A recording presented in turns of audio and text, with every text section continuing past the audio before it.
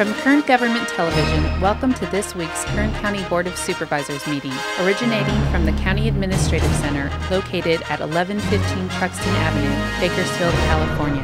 Kern County's vision is to create and maintain a customer-centered county government designed to garner the confidence, support, and trust of the people we serve. Today's Kern County Board of Supervisors meeting will convene momentarily.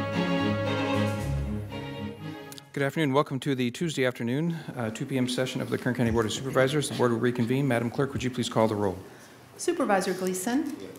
Supervisor Scrivener. Here. Supervisor Maggard. Here. Supervisor Couch. Here. Supervisor Perez. Okay, thank you, Madam Clerk. We will receive a report on actions taken during closed session. Mr. Nations. Thank you, Mr. Chairman. On the morning agenda, item 29 was not held. It was a closed session under labor. And then under items 30, 31, 32, and 33, all of those were in fact held. There was no reportable action taken in any of them. Thank you. Thank you very much. We'll next proceed to our consent agenda. Consent items are indicated with a CA above the item. I'm going to go through what those items are, and then we will see if anybody wants to make comment about them.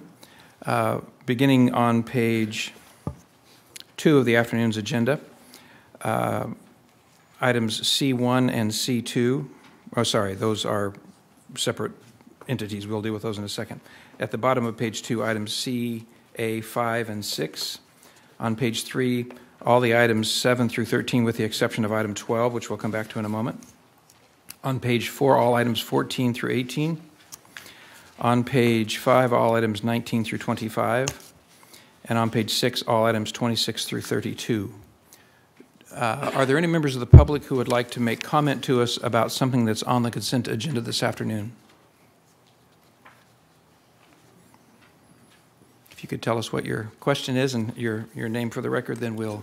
Yes, hi, good afternoon. My name is Patricia Leal and I work with Leadership Council.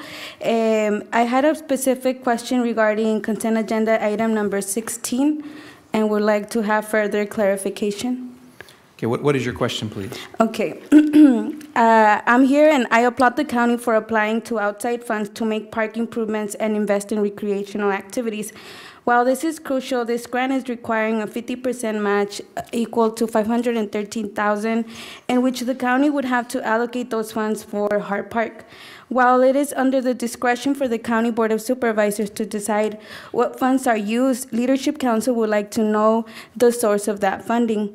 If the Board of Supervisors intend to take out $513,000 from the $2 million Capital Improvement Fund awarded in 2017 for 2018 budget for parks, Leadership Council has concerns in using more than a quarter of that $2 million in one park when there are a total of 8 regional parks and 40 neighborhood parks.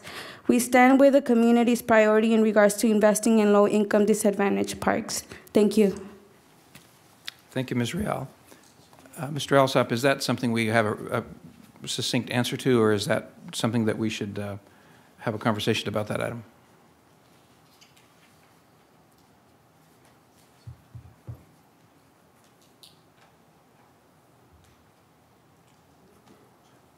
Apparently we do not. Maybe we do. I hope so here. Yep. Good afternoon, Mr. Chairman and members of the board. This resolution, what is required... Elsa, can you give everybody your name? Yeah, Elsa Martinez, Chief Deputy County Administrative Officer. This resolution is providing your board the opportunity to seek funding for needed improvements at Hart Park. Right now, your commitment is, the application is that you will provide the funding for the match. The resolution does not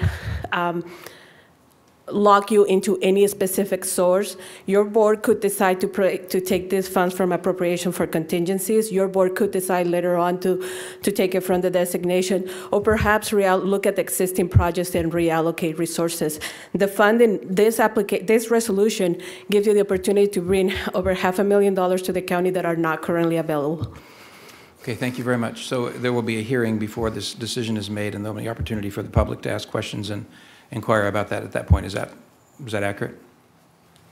Yeah, yes, Mr. Chairman, members of the board, that's accurate. Again, just to reiterate, this is about trying to take advantage of opportunities to get grant money. A new source of money.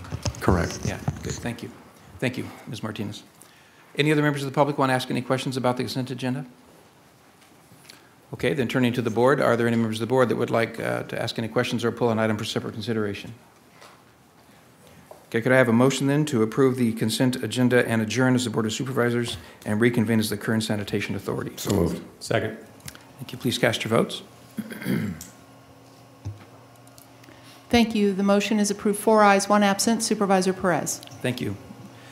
We are now sitting as the Kern Sanitation Authority. There is one item on consent for the Kern Sanitation Authority. That's item C1 on the agenda. Are there any members of the public or the board that have questions or concerns about item C1?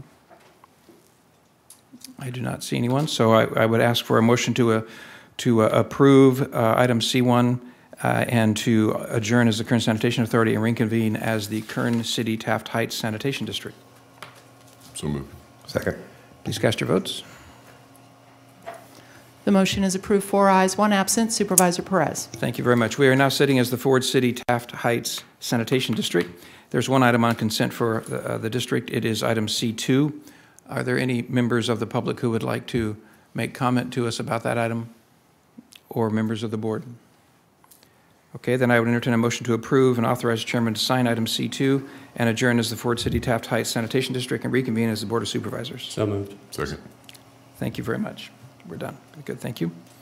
Oh, I didn't vote. Motion is approved. 4 ayes, 1 absent. Supervisor Perez. Thank you. Okay, next are public presentations. Are there any members of the public here this afternoon that would like to speak to us about any matters that are not otherwise on our agenda for today? Not seeing anyone. We'll proceed then to board member announcements or reports.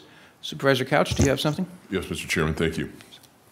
On December 20th of last year, there was a weather event that led to light snowfall and some freezing conditions on an area in the mountain communities, specifically Cuddy Valley Road and Mill Potrero Highway near Lake of the Woods and Pine Mountain Club. Both of those are in the 4th District. Those conditions resulted in unsafe traffic conditions. The CHP eventually closed the road to traffic, but many residents were stranded in their cars for multiple hours. Some were older, some were younger. I believe there's a report of at least one young girl, 17 years old, trapped there for many hours. The roads were eventually opened, I believe, on December 21st in the late morning. My office received a number of inquiries from residents asking basically what happened. Over the past year, my office, along with the Public Works Department, California Highway Patrol, Sheriff's Department, U.S. Forestry Service, and other community residents, developed a very comprehensive plan to address traffic conditions during the winter months in the mountain communities, mostly around snow traffic, people coming to that area just to play in the snow. Multiple meetings were held, and the public was assured that we'd be ready to respond to high volumes of tourist traffic visiting the snow and weather conditions impacting our roads. Keeping our roads safe is obviously very important, and all agencies involved, so not only my office, but all agencies previously mentioned. And I've had conversations recently with various agencies involved in this service response, as well as 4th District constituents who were impacted. So I'd like to ask Mr. Pope just a couple of questions. He is our Public Works Director about, Mr. Pope, could you just start, and I don't want to keep you up here very long, to just basically what happened that day.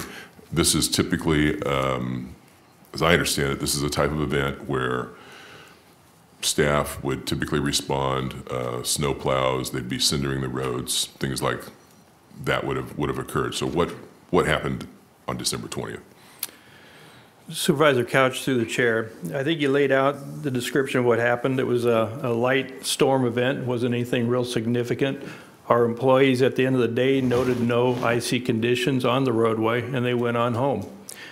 Somewhere between 5 and 6 p.m., the Highway Patrol noted that there was ice forming and that traffic was starting to have trouble. In their typical manner, they would call out the foreman of the area. The foreman had been off sick that day with family medical leave. He then reached out to the second in command and no response. The employee did not return his call. I think at that point he reached out to the superintendent of the area, and he did respond. He talked to the Highway Patrol and noted, okay, we'll get somebody out there. He tried to reach out to our employees. Nobody responded. Nobody picked up their phone. So that our superintendent, after spending probably about an hour looking for employees to get out there, and then turned back to the Highway Patrol and said, we're going to be a no-show. Highway Patrol at that time, shortly after 6 o'clock, sometime around there, closed the road down and then started to try and clear it out through numerous towings. People were stuck. There was minor accidents, and it had become quite a mess. Fortunately, nobody was hurt. Yes. Do you know how many employees didn't respond to phone calls? I don't have that number. Okay. I'm going to say it's probably in the 6 to 10 range, but I want to contrast that to today. Today we had a severe weather condition. 3 o'clock in the morning, they got the call, everybody responded. The big difference between that day and today, this week there is no holiday. And that week there was a holiday. And under the new MOU, if there is a holiday, those do not count as hours worked. And they only get overtime once they reach 40 hours. So basically we're having employees that don't want to go out in the middle of the night and plow snow on a voluntary basis if it's at straight time. So what are we doing, or what procedures are you putting in place so that if that event were to occur again, we'd have some sort of response? Yeah. Well, luckily, this event we're having today, there is no holiday and everybody's willing to work. And in general, that will be the case. Next week, we got another holiday. So our stopgap measure that we're working with, first of all, our superintendent is very dedicated. He's working. He's put together half a dozen people that will respond to him, and they'll take care of it if we don't get any of the normal volunteers out there. So we got some people that are willing to work. That's just kind of a stopgap. Long term, we have various things we need to do. First of all, we'll continue to work with CAO, HR, union, and our employees to try and figure out a package that works. One that we can count on, they can count on. We'll figure that out. In Lebec, we've had good success by putting a night crew on. In the past, we've had 3 to 4 employees that actually work the night shift up there, because in the wintertime it can be from somewhere towards the end of November to the middle of February. It could require sanding every single night depending on the conditions up there. So we will put that in place, but that won't be until next year, just because what we're up against is probably another good month of hard weather. We couldn't put anything together either with the CAO or the union or anything like that during that time. We'll use stopgap measures. We'll make sure this works. If it doesn't work, we even have a backup plan. We have a contractor on board that will respond.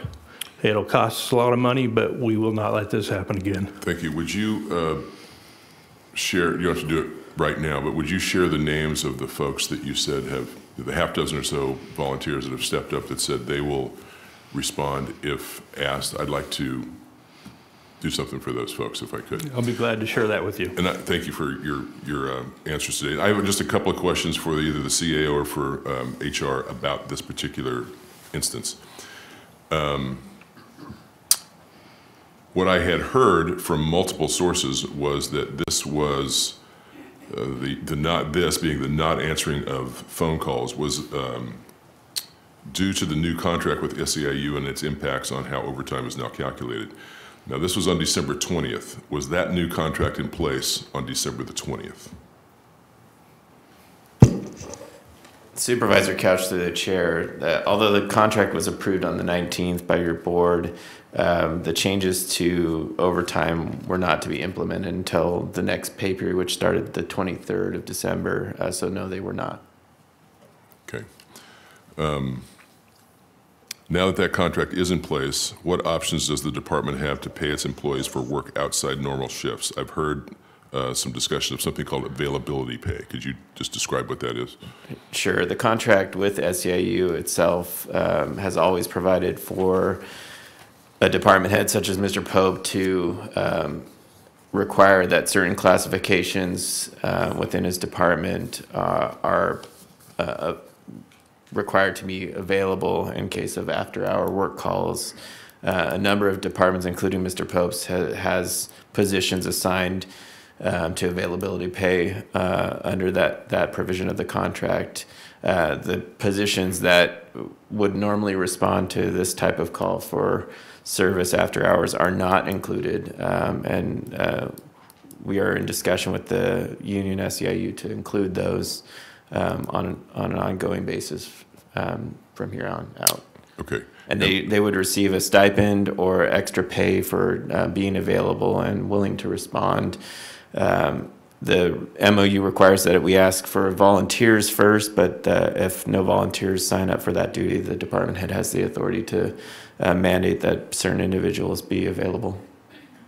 Okay, last question. There's been some misunderstanding about this among people in the public, possibly because things they're hearing. If our employees have to work on a holiday, Thanksgiving, Christmas, New Year, something like that, they get paid extra. Is that correct? Supervisor Couch, through the chair, yes. Typically, an employee who is required to work on a holiday receives their regular pay plus additional pay for any hours that they work at straight time rate. Okay. Thank you both. Appreciate it. Thank you, Mr. Chairman. Do any other board members have comments or reports or referrals to make? Okay, thank you. Going on then, the next item on our agenda this afternoon is item number 12, which is a report on the operational and administrative analysis of the Kern County Fire Department by the Center for Public Safety Management. Mr. Alsop, I believe you and Mr. Wiebe are going to begin the discussion. Yeah, I'm just, Mr. Chairman, members of the board, thank you. I'm going to kick this over to Mr. Wiebe of the CAO's office to begin the discussion, and then I believe turn it over to our fire chief, Brian Marshall, for some comments by him. Very good. Mr. Wiebe? Good afternoon, Mr. Chairman, members of the board.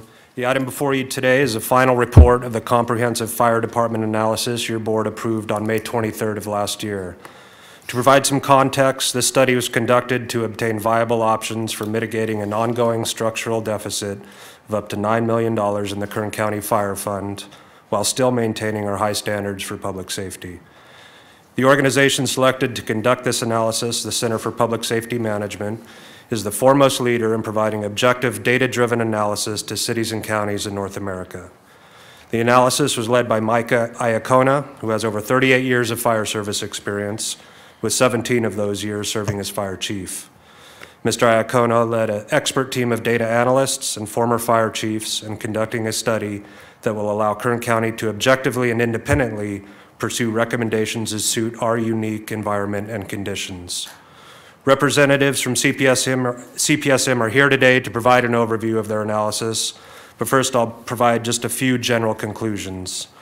The fire department, from Chief Marshall, his management team, to the firefighters across all ranks, civilian staff, firefighter union officials, were all very highly transparent, professional, and cooperative during the course of the study, and we appreciate that. The Kern County Fire Department is exceedingly skilled and deservedly well respected. There's a menu of recommendations, many of which can achieve cost savings without sacrificing our high standards for public safety.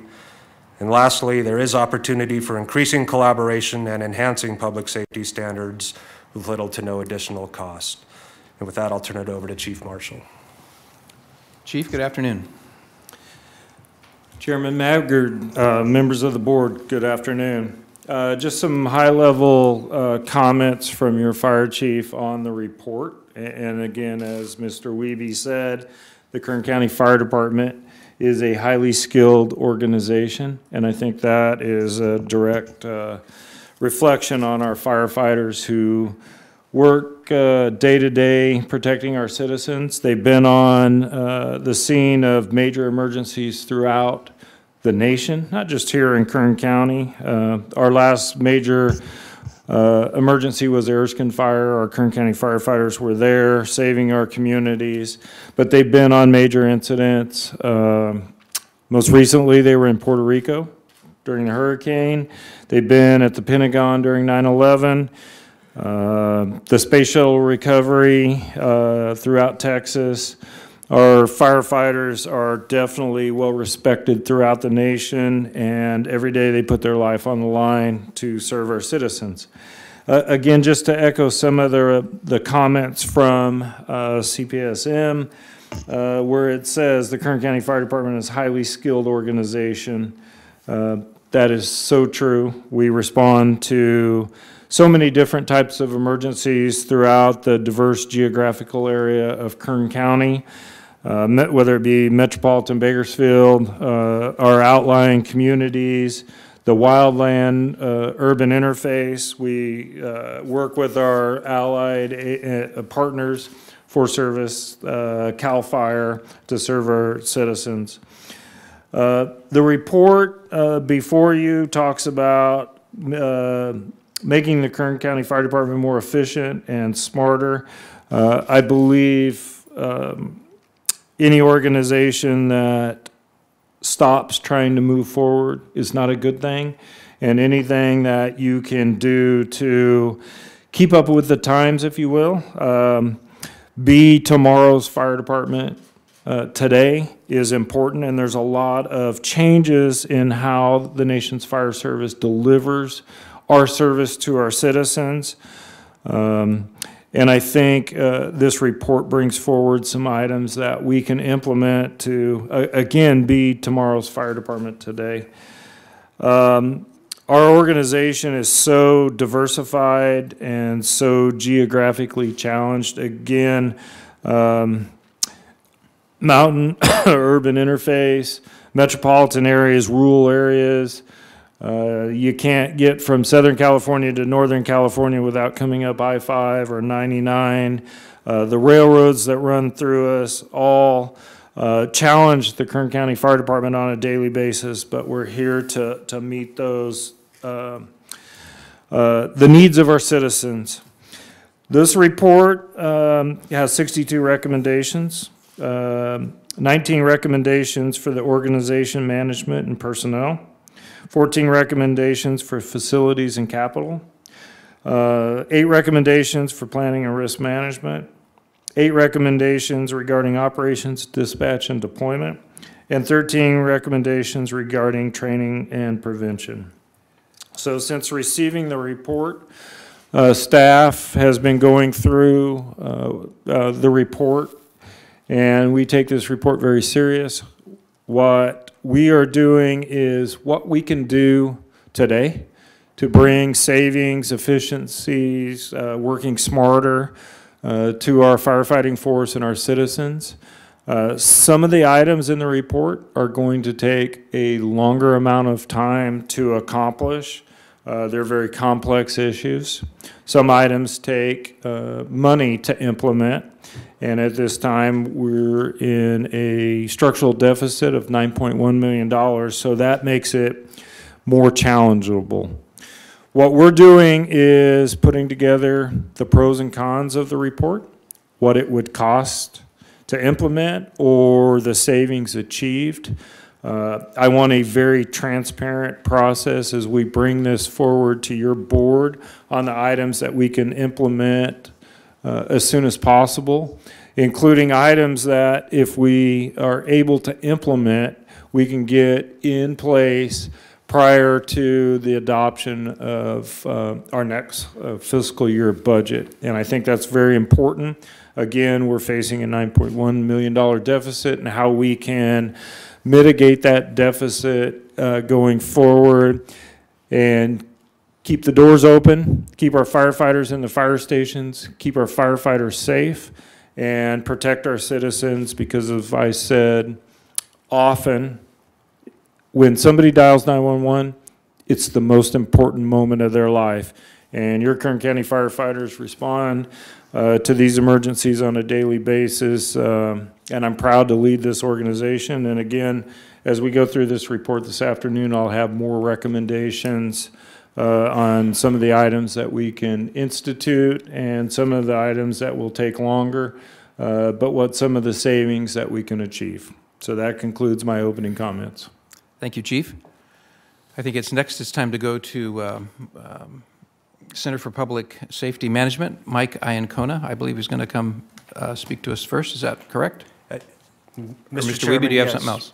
No, I just wanted to introduce the director from CPSM is here. His name is Tom Wazurek, and Mr. Iancona, who you mentioned, Mr. Chairman, will also be presenting. So I'd like to first introduce Mr. Wazurek. Wazurek, is that how you say your name? Wazurek. Wazurek, Yes. thank you. Good morning, or afternoon. Good afternoon, Mr. Chairman, members of the Board of Supervisors. First off, on behalf of CPSM, I'd like to thank your staff, your administration, and your fire department members. Really, we couldn't do this without them. It really takes a commitment on everybody's part.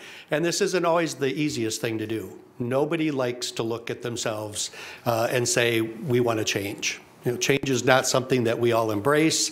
It's not something that we often look for. But government today, and we work around the world actually, we're being called upon at all levels to change how we're doing things. We're called upon to be more efficient, more effective, and to do it oftentimes with less funding and less money. We actually produced a report, and our reports follow a process much like an auditing firm would do. We begin with raw data because it's important as you go forward that for any of the recommendations that we made that you have an ability to measure their effectiveness.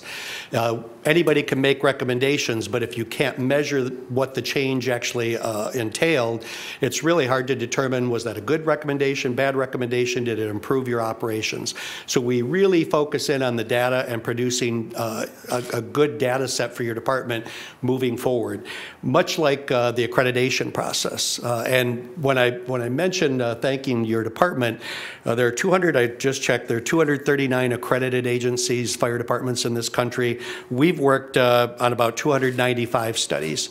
So if you add all those up and compare it to 30,000 fire departments out there, you're one of a minority that has taken this kind of an in-depth look at your operations. So I congratulate you on that.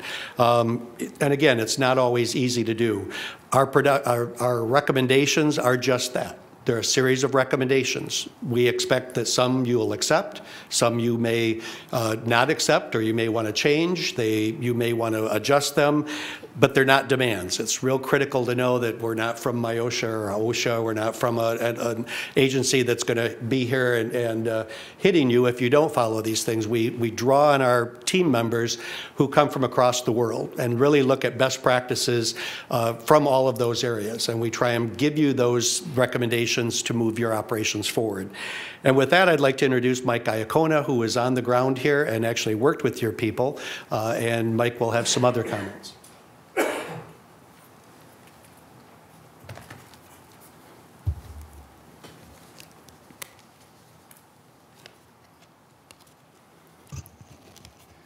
Good afternoon, Mr. Chairman, members of the board. It's good to be back here in Kern County. If you recall, I was here both in May and in August. At that time, temperatures were in the 100 degrees. There were fires burning in neighboring counties. The price of oil was down to $42 a barrel. Today, it's beautiful, rain through the night. Price of oil is up to $65 a barrel, so I think we're in a much better environment than we were back then. But it is good to be here and to present you with our findings of this report. In terms of how the report presentation will unfold, we're going to talk a little bit about our methodology, how we conducted the study, some of our initial observations. Then we'll get into the more specific findings and recommendations and then open it up for questions that you may have. We began the study by looking at the organizational structure and the deployment practices, how the organization works. And then we matched that up against the response and workload analysis, very detailed itemization of the types of calls that are going on, the length of time, response times, the numbers of personnel associated with those calls, to really get a picture of what was going on in your community. We conducted a series of site meetings with the various stakeholders, both within the department and a number of the support agencies. And we had a number of follow-up communications, both via email, telephone conferences, to ensure that our findings, our analysis, our information was accurate and correctly depicted the scenario. As was mentioned earlier, this is a phenomenal organization, and it's a good organization. I mean, the people drive the organization. The leadership is instrumental in providing that direction, that sense of character, and you have a quality organization. There's no doubt about it. You have a very complex service environment, as was noted before, just the broad expanse, over 8,000 square miles, the numbers of population served, 500,000 people and growing. The complexity of the workload, the EMS is a high volume EMS. There's a very significant fire problem in terms of structure fire.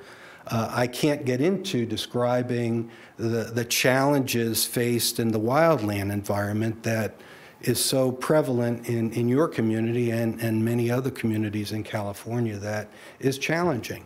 And the very sophisticated response that are needed for some of the manufacturing, the farming, the transportation incidents is very complex. And your people are doing a good job, but they're challenged on a daily basis. We were very impressed with the partnerships that exist in your community, particularly with the City of Bakersfield, the Joint Response Agreement, the borderless philosophy that exists in servicing the community, the interaction with CAL FIRE in the wildland environment, and the working relationship with the predominant ambulance service, Hall Ambulance Service, all very top quality, very impressive. We did see some of the structures, some of the systems that are being utilized in managing the process that are requiring some tweaking, some modernization, and I'll talk a moment about some of those. But those were some of our initial observations. In terms of our findings and recommendations, we've broken them down into several categories. The first one is the organization. With regard to the organization, there were a number of cost centers that require some specific cost accounting that we think can provide greater transparency, greater accountability, particularly as you look in the wildland environment where you have relationships with the state and there's reimbursements that occur at certain phases of the response. Isolating that and creating separate cost centers, almost like a capital fund or a fund that is managed by the revenues that are generated from that fund, an enterprise fund. Similarly would be your municipal contracts. We found that in a number of the municipal contracts, the cost recovery levels for providing those services did not equate to what it was costing you, and your revenues were not matching that. Not totally out of whack, but there's some need to reevaluate that, and perhaps identifying those accounting practices associated with these cost centers could give you some guidance in that regard. As I said, we feel that there should be 100% cost recovery.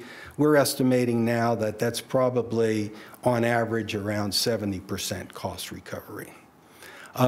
There's some abilities to renegotiate some provisions in the contractual agreement relating to the fitness and the educational incentives that could perhaps address some of the structural deficits that you are concerned with as you move forward.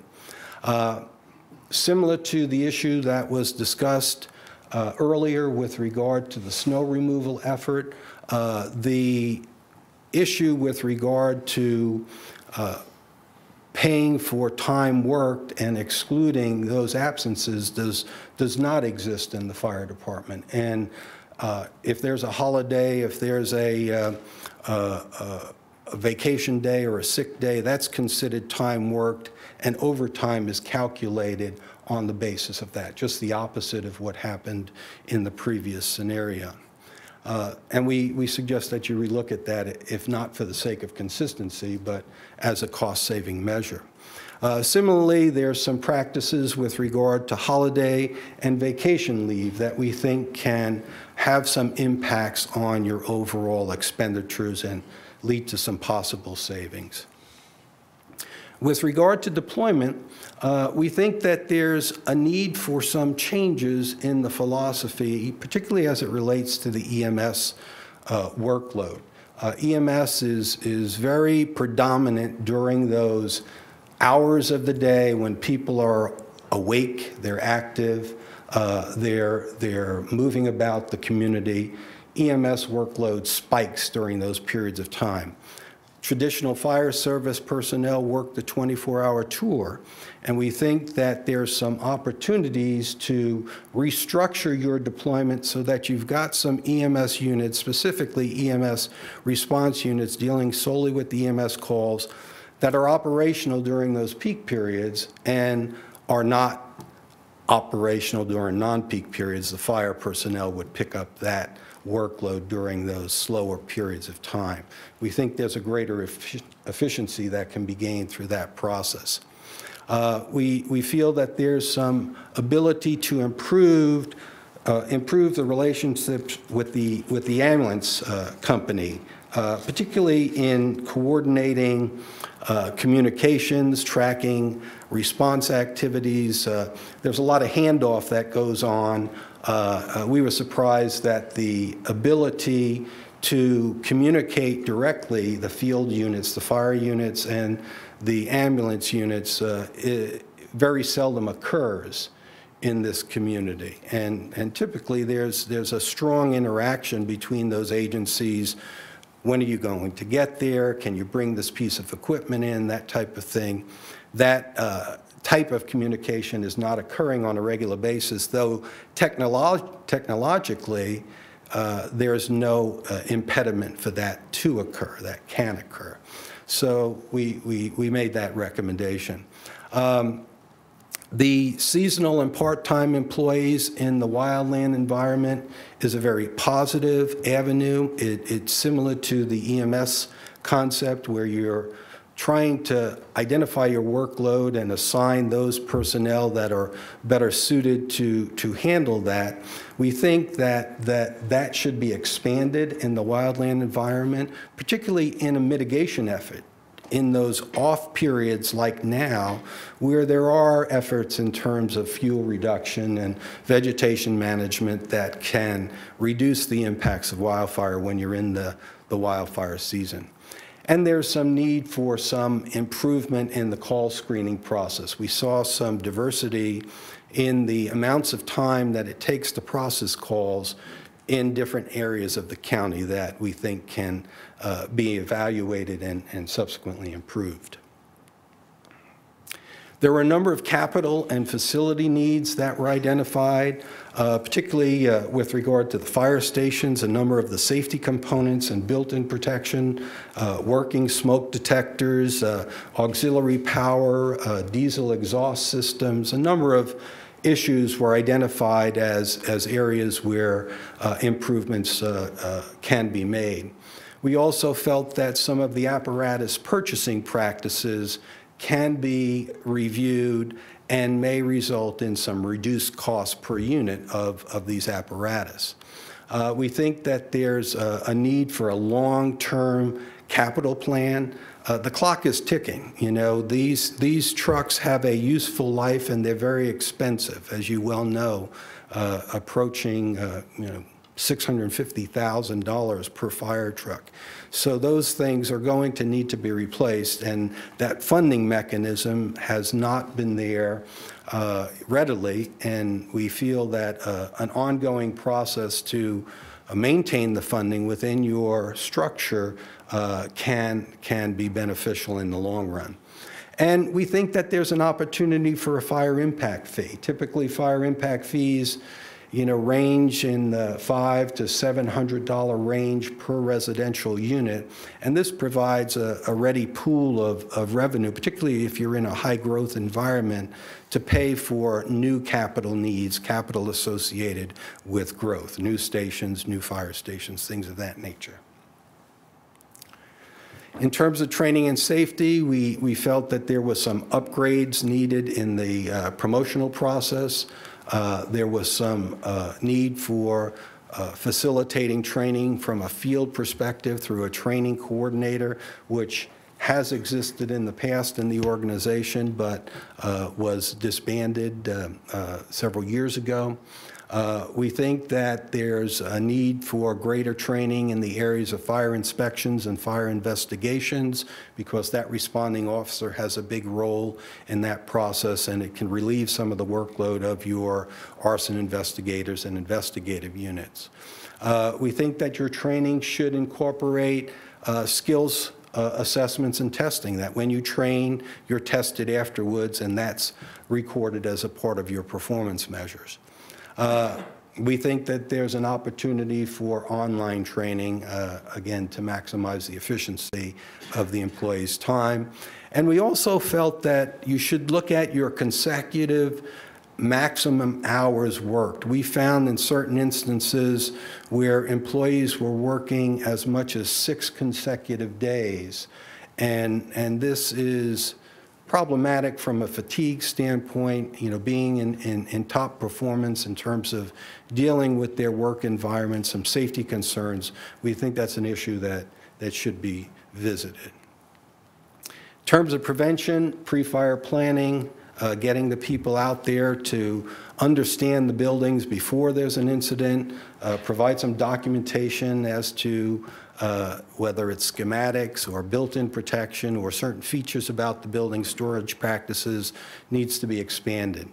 Again, the fuel reduction effort in the wildland environment is so critical.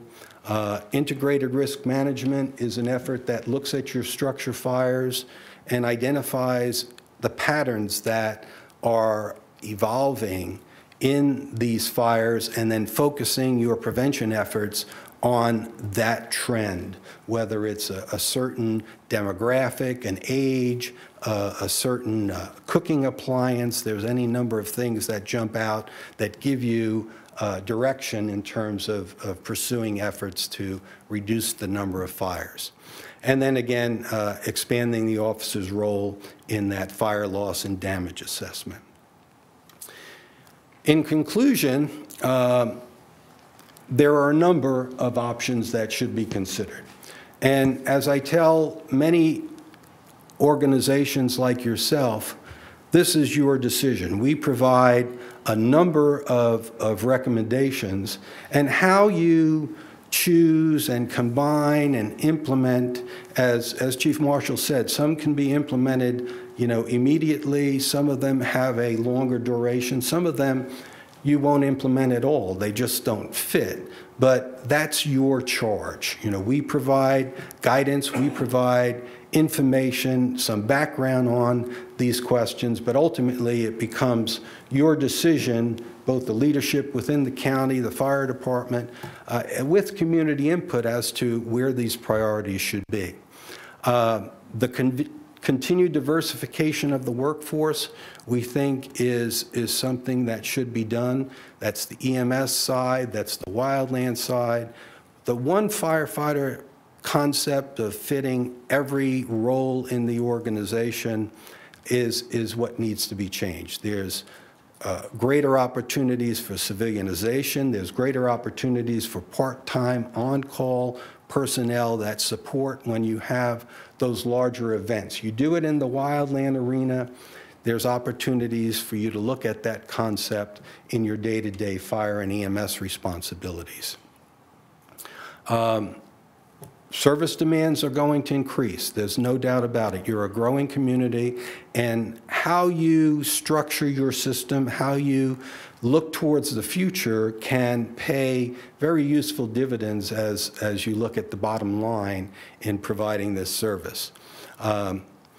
In closing, I have every confidence that this organization will continue to do well and will continue to be a leader. As Chief Marshall said, you are a very reputable organization.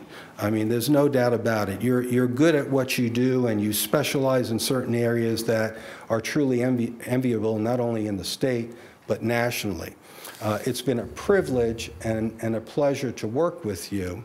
And I hope that our findings and our recommendations can prove some benefit as you face those challenges ahead. And with that, I would answer any questions that you have. Thank you. Thank you, Mr. Iancona. We may have questions for you now, or they might be forthcoming after we hear from a couple other participants. Anybody have questions for Mr. Iancona before we hear? Chief, would you like to say anything? If you get a seat there for just a second, Mr. Iancona, then I'm sure we'll come back to you. Chief, do you want to say anything else before we go to the public? In reviewing Mr. Iacona's recommendations and the recommendations put forth in the report, again, it gives the fire department an opportunity to become tomorrow's fire department today. There is a lot of good recommendations operationally for the fire department. Exploring new emergent technology, if you will, for the Kern County Fire Department with what other fire departments are doing. I read an interesting article this weekend in the LA Times that the San Diego Fire Department's instituting peak period fire engines within their city.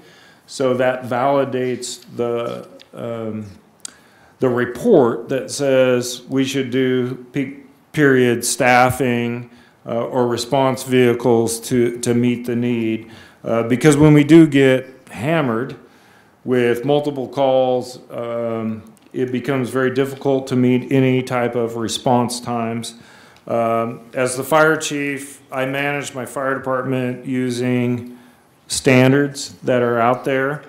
The National Fire Protection Agency, the accreditation process, the Insurance Service Office, which grades fire department and assigns insurance values for structures.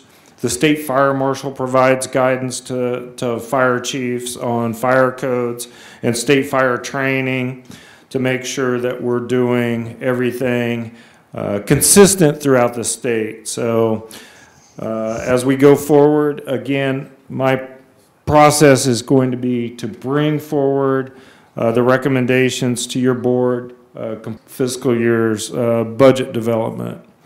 That concludes my comments. Thank you, Chief. Anybody have questions before we go to the public?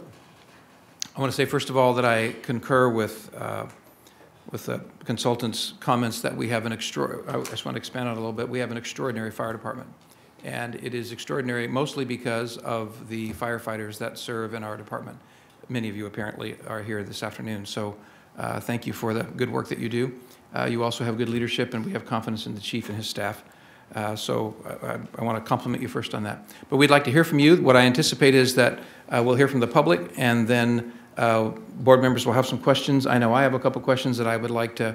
It's a rare opportunity to be able to lay out the consultant, the chief, the Board of Supervisors, the CAO's office, and members of the fire department here at the same time. So I have a few questions where I want to kind of have a dialogue about a few of them as we go forward. But before we do that, we'd like to hear from anybody in the public.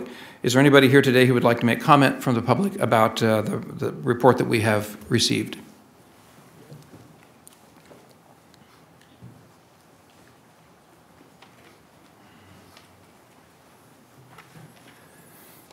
Good afternoon. As we'll do with each person as they come up, can you please give us your name and then feel free to make your remarks?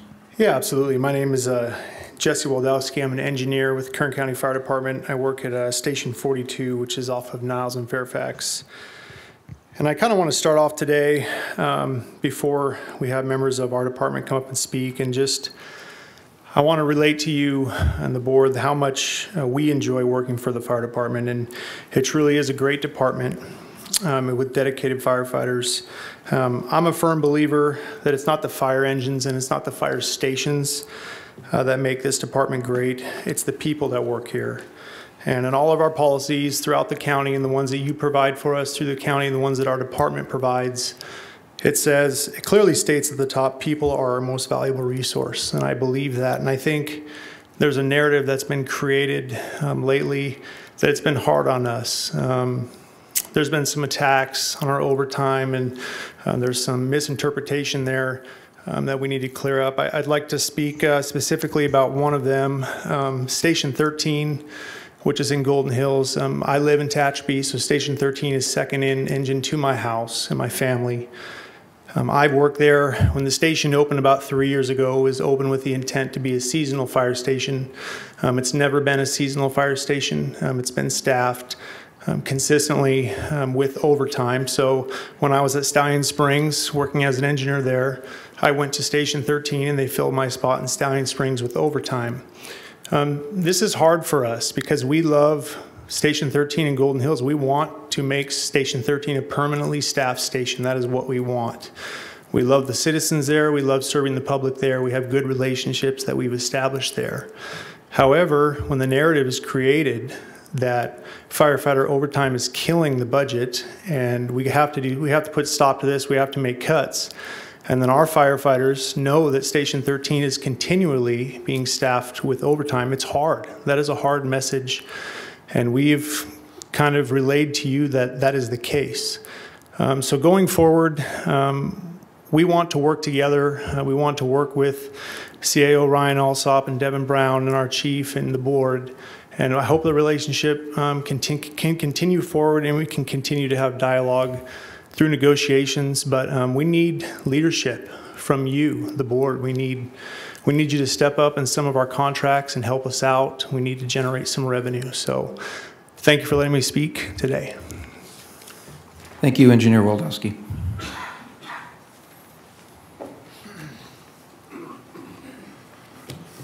Good afternoon. Good afternoon. My name's Ernie Molinax. First name is what? Ernie. Ernie Molinax, okay. I want to thank the board and members of the public for letting my voice be heard. My name's Ernie Molinax. I have been a Kern County firefighter for 4 years. I worked hard to become a firefighter.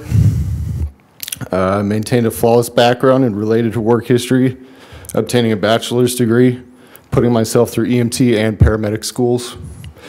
2 years ago, my wife and I moved to Kern County into a fixer-upper near Tehachapi from Southern California. We looked forward to planting roots and starting a family here in Kern. My wife and I have also started a small business and have been working hard to make this county a great place to live and do business. However, my wife and I have had some concerns and have made the difficult decision to delay having children because the future of the fire department and our safety within the county looks uncertain. The county invested in me when I was hired to do and trained to do the job I do now. I would like to know that the same care is put into the future. Funding to the fire and sheriff's departments is an investment in the citizens of the community. You're providing them a safe place to live, which attracts families, business, and commerce.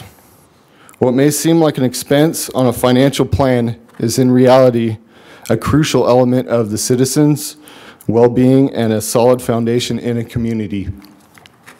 My household has personally experienced the ill effects of the lack of funding to the sheriff's department and their lack of support to effectively serve our community. I am greatly concerned that the county may be headed down a similar path with the fire department. Given that I live in a high fire danger area, this is extremely upsetting. The constant attack on our firefighters and the fire department affects not only my job, but the safety of my family, my home, and my future within this county. Thank you. Thank you, sir. Good afternoon. Good afternoon. My name is Eric Vibey. I currently serve as a fire captain in Lebec for Kern County Fire. I'll be brief. I've probably served as a Kern County firefighter since 2004. I take the oath to serve seriously and will continue to serve regardless of the position the board takes. It appears the board, like has been so eloquently mentioned by my predecessors here, continually attacks the firefighters of Kern County and our safety with threatening staffing cuts and balancing the budgets. The budget, what would appear to be on our backs, which I feel is a direct result of a lack of creativity and on your part.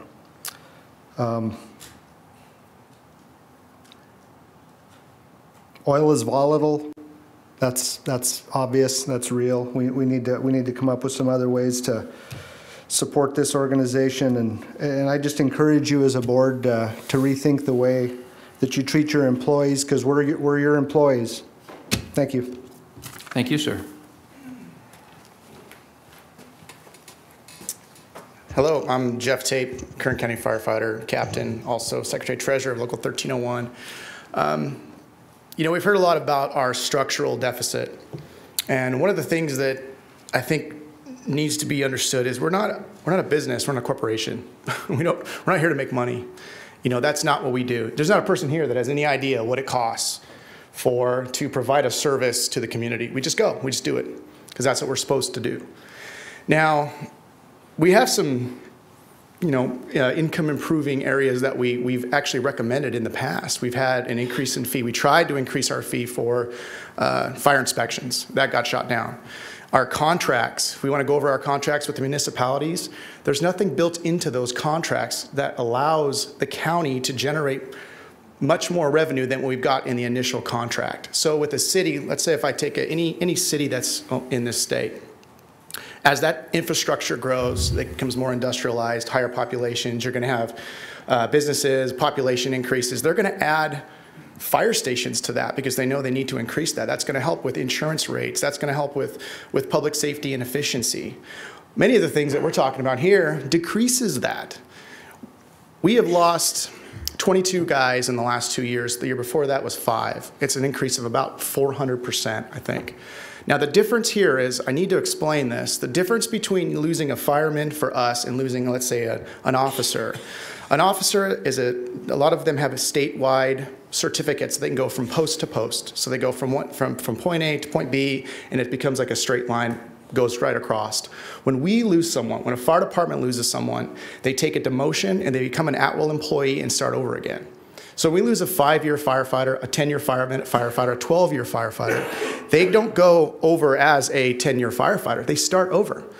We've had guys take demotions from engineer, a promoted position in Kern County, to go be a boot rookie fireman in an academy somewhere else, which is as an at-will employee. Imagine that. You have a family, you have a house, you have things that you need to take care of and pay for, and you're willing to put your job on the line because it's gotten so bad. And it's not just that they don't love it here. They're getting beat up. They're getting beat up. Our call volume has gone up 30%. Populations are increasing in pretty much every city that we've had.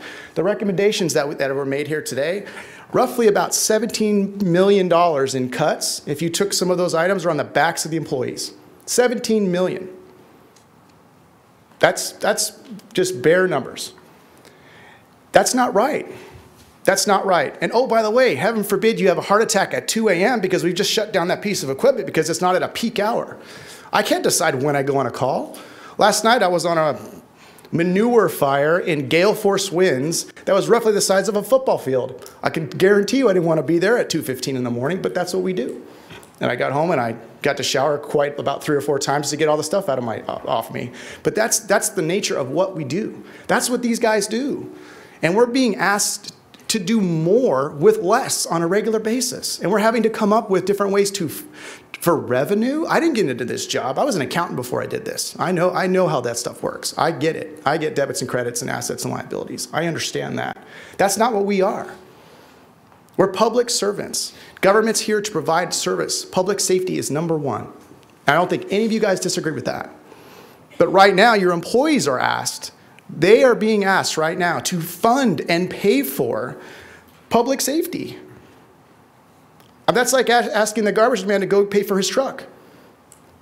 You know, that's not right. He's there to provide a service. That's what we do. And we're very highly trained, we're very respected, and we take a lot of pride and passion in what we do. And right now, we are not feeling that.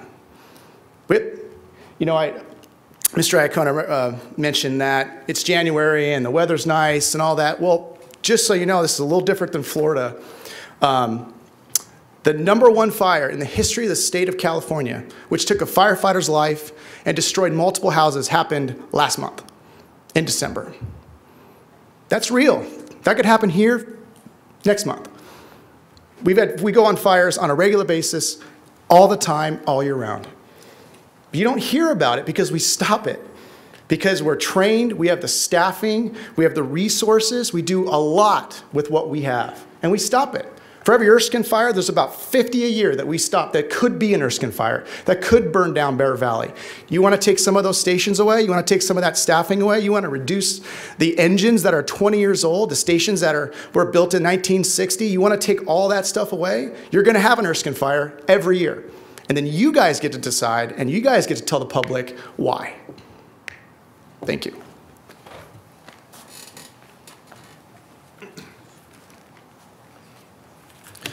My name is Zachary Boyd. I'm an engineer at Station 72 in Lake Isabella. I'm also a resident of the 1st District in Alta Sierra. I've been at Station 72 for about 7 years now, and my engine was the first into the Erskine fire. Supervisor Gleason, you were there at the dinner where I was recognized for Firefighter of the Year for what happened at the Erskine fire. I don't know if you remember me. But I have a lot of responsibilities as a firefighter in Kern County, as a father, as a husband, and as a resident and taxpayer. It's part of the reason why I'm here today, to ask, what did the public get for its tax dollar with this report? So with this report, we received a 241-page document that cites hundreds of data points and gives 62 recommendations. Of those recommendations, some of them were valuable insights. Some I really do agree with. Most of them were what I would call very low-hanging fruit, which is something that a committee of KCFD field personnel could have identified for this board simply by being asked. And some were frankly some very bad ideas. So for time, I've pared down what I intended to talk about and just go straight to some of the missed opportunities that this contractor could have provided to you guys. And of those missed opportunities, one of them would be surge staffing for anticipated needs. And what I'm referring to isn't on a daily basis. What I'm referring to is for holidays, events, red flag warnings, storms, etc. So this last year, we experienced some very hot, windy days and saw no increase in staffing. And I'm here to tell you that as somebody who was at the Erskine fire, an increase in staffing would have helped a lot. As mentioned in the awards dinner, there were times that we, not just myself, but the other members in the department who work in the lake area and came from the other areas, we were faced with insurmountable odds, trying to handle and manage structure fires by ourselves. And I don't mean engine companies, I mean individually. I would also recommend a competitive bid process for local vendors to participate in major purchases. That gives the opportunity for local businesses to keep local tax money within Kern County. It also would provide a cost savings to the taxpayer. For example, we made a large personal flotation device purchase. I'm one of the firefighters charged with training our personnel for swiftwater rescue. I identified a need for personal protective equipment for our firefighters to respond to calls that we were already going to. We used an outside source to provide the same equipment that we could have purchased in county at an increased cost of roughly 30% over manufacturer's suggested real price. Another suggestion would be a suggestion box for the chief, for the fire chief. And that could be provided to stakeholders throughout the county. County Board of Supervisors has a very direct line of communication with the fire chief, but the public, the field personnel within the fire department, and local businesses don't have quite such an easy method of contacting the chief. So I recommend perhaps an email address, fire chief suggestion box at kerncountyfire.org. Make that available to those within the public and those within the department.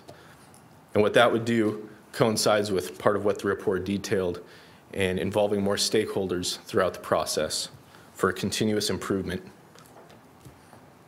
So one thing that this report did not detail, though it did very much so in a quantitative matter, was a qualitative look.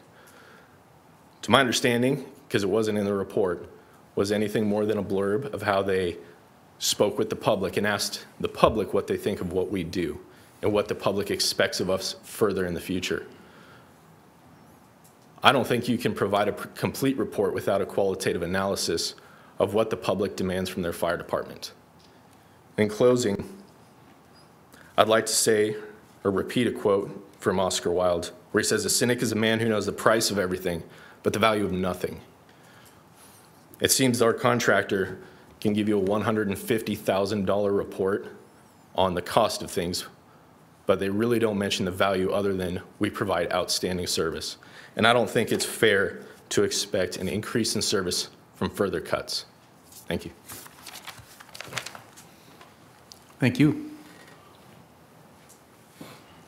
Good afternoon. My name's Chris Oliver. Work in TAFT as an engineer. I'm here today to talk about one of the many points I disagree with the audit. I want to talk about the losing truck staffing that the audit recommends. I work in TAFT at one of the 4 truck stations of Kern County Fire Department. As you may remember, Taft City used to have their own fire department. Almost 11 years ago, Taft City Fire Department consolidated with Kern County, adding close to 1,000 calls to the workload of Kern County Fire Station 21, with calls only increasing every year. In losing Taft City Fire, we also lost an engine company in the city. Truck 21 doesn't just stay in Taft. It carries specialized equipment and responds to calls all over the west side of Kern County. Losing a truck company and cross-staffing would significantly hinder the effectiveness and protecting the citizens of western Kern County. Station 21 already cross-staffs a Type 6 engine. Station 55, another truck company station, cross-staffs 3 additional pieces of equipment: a Type 6 engine, a Type 3 engine, and a water tender. There's no way one engine company can staff all that. The INCMA audit recognizes that Kern County Fire responds to more fire-related calls than any other departments. They speculate that truck company crews are used more to augment staffing rather than operating the ladder or used in rescue operations, which I completely disagree with. In the audit, ICMA also states that 14 to 17 firefighters are needed to manage a moderate structure fire, which is the NFPA 1710 standard. So even if a truck company are used primarily as staffing, they are there to provide the necessary personnel to effectively fight a structure fire. As the professionals they claim to be, they should also know that trucks need to respond to other calls other than structure fires. They carry other specialized equipment in needs in vehicle accidents, confined space rescue, trench rescue, and a number of other unique rescues. Even with the specialized equipment, they are no good without proper staffing. The fact is, we actually need more truck companies. There are no trucks east of Bakersfield at all. Tehachapi doesn't have a truck, even though there's many big box commercial structures and hotels. There's even a new Walmart being built. Ridgecrest, or the entire East Kern County, doesn't have a truck. Even with all the large structures currently out there, the many highways, and all the other space innovation that's going on at the Mojave Airport. As a current firefighter stationed in Taft, I can tell you that properly staffed trucks are essential in the protection of Kern County citizens. Thank you. Thank you.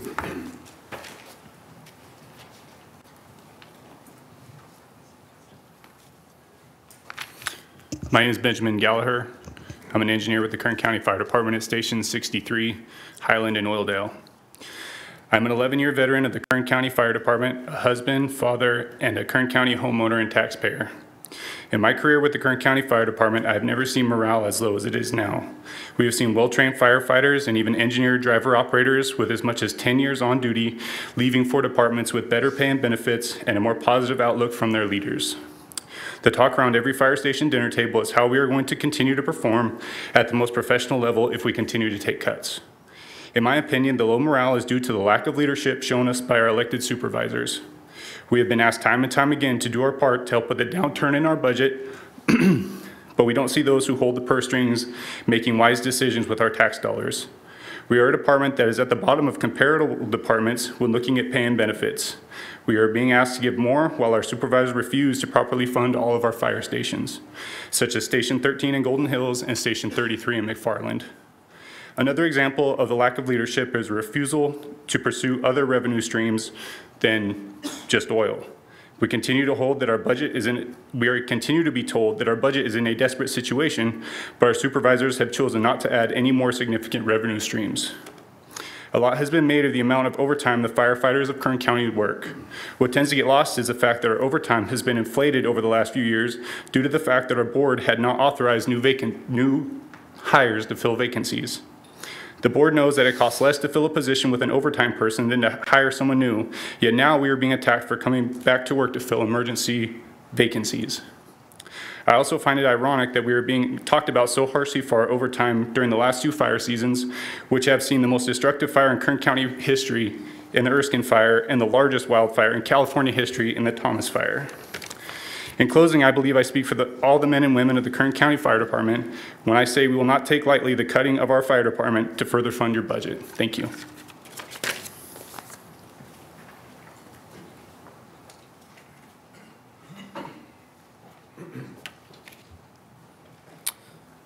Chairman Maggard, through the board, thank you for allowing me to speak.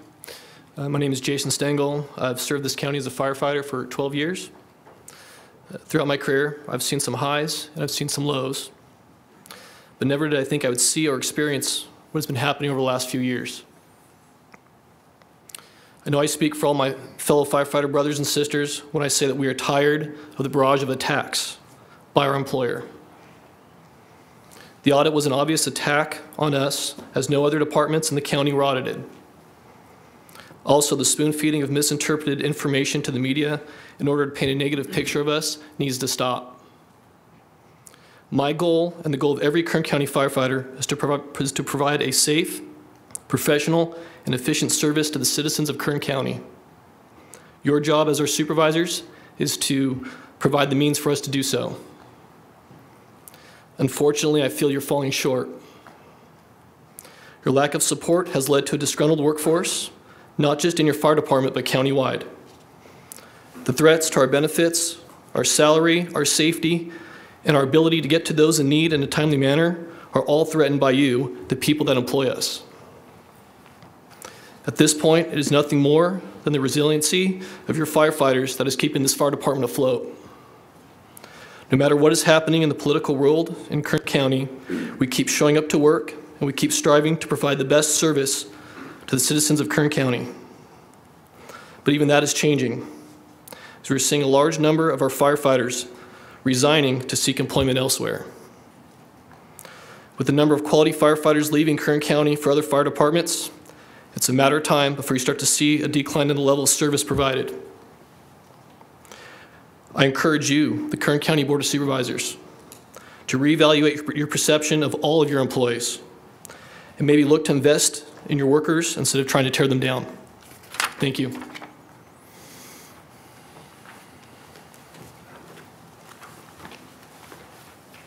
Good afternoon, Supervisor Maggard, members of the board. My name is Marcus Rodriguez. I'm a captain at Tejon, Station 55. I didn't plan on speaking today, but I was one of the individuals who had the fortunate opportunity to speak with Mr. Iacona and his group about the operational effectiveness of this department. And before I get into that, I will have you know that we are proud Kern County firefighters. I started with the county 17 years ago with environmental health. And when I got a little taste of what the fire department was all about, it reminded me of growing up playing baseball. We're a team.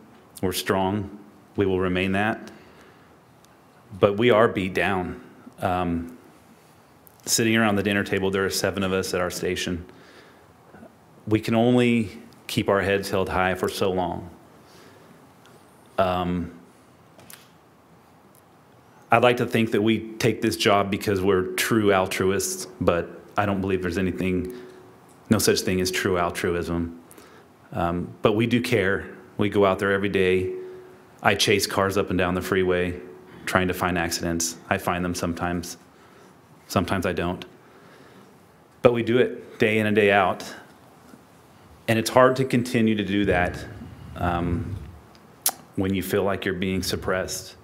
And there's a great deal of apathy out there, and I think that you need to know that.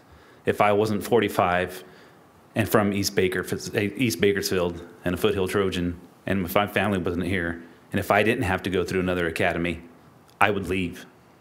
I can tell you that right now, I would leave. So when I sat down with Mr. Iacona, I was representing the EMS portion of our department. And I can tell you right now, and this isn't a chastising of chief marshal or staff, your EMS portion of the fire department is not 55% of calls. It's more like 70%. And it is floundering. You have 500, what should be 500 individuals running 70% of their calls, 70% of those calls being EMS related. I can tell you that our survivability, your survivability of sudden cardiac arrest is very low. Not because we're bad. It's not because we're bad at what we do. We train. But we need to start thinking about adding people. And I told Mr. Iacona, he had asked me if I thought that we could maybe staff a paramedic unit in Lost Hills, and then that paramedic unit could be cross-staffed by the engine company. Lost Hills, I believe, that area is about 500 square miles, 700 square miles. So Station 26 covers 700 square miles. So he asked if we could cross-staff that with an ambulance, because that ambulance comes from Wasco. And I told him absolutely not without staffing the ambulance with dedicated paramedics and EMTs. I don't know, I hope you know that how much liability there is in what we do in EMS. I really hope you do understand. We did with the DEA, Kern County EMS, California EMS. I could go on and on. I could take 15 minutes. And I think you should know that there is one person in the Kern County Fire Department who is in charge of EMS, in charge of quality assurance, continuous quality improvement, training. We're rolling out EPCR right now, which is being pushed on us by the state and the feds. We're getting ready to be able to do glucose monitoring as not medics, being able to administer epinephrine in the case of anaphylaxis is coming down the pipe for EMTs. Those people are going to be drawing up epinephrine out of a vial and injecting it into somebody's muscle. And we have one person who's in charge of EMS. And like I said, this is not chastising Chief Marshal. He's given the amount of people he can work with, and that's it. A similar department might have a battalion chief, a couple captains, 3 or 4 paramedic or nurse educators. We have one. You do not want the DEA or somebody knocking on your door. I can assure you that. That was not mentioned in this report. If this report wanted to talk about efficiency and making the people of Kern County safer, that would have been in red. That would have been number 1. That was made clear to these gentlemen. It's not there. I don't know why. Thank you.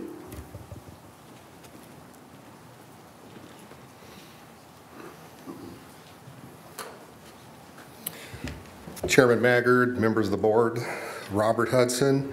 I'm going to change the tone up a little bit. I'm going to kind of talk about this from my perspective as an independent real estate investor. And you're approaching this as a business decision. And anybody that's been involved in business understands that you make decisions based on information and knowledge. Well, I've been watching what's going on in Kern County for the last couple of years, and I have many reservations about investing in Kern County. You know, with the lack of vision that's been demonstrated by this board and the corresponding uncertainty that's generated, I've actually personally walked away from a real estate project this week that I couldn't do it knowing some of the facts that I'm aware of at this point.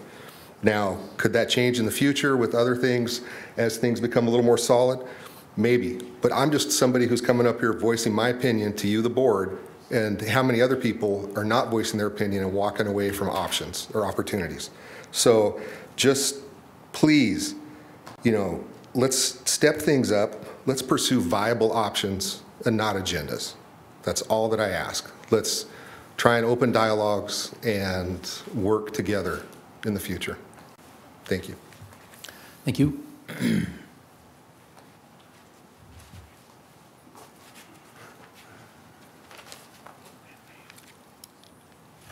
Chairman Maggard, Honorable Board, my name is Brian Rice. I'm a DSFR, which is a district state representative for the International Association of Firefighters. I'm here on behalf of General President Harold Schaberger and District Vice President Frank Lima, who is in charge of the 10th District, which encompasses New Mexico, Arizona, California, Hawaii, and the territory of Guam.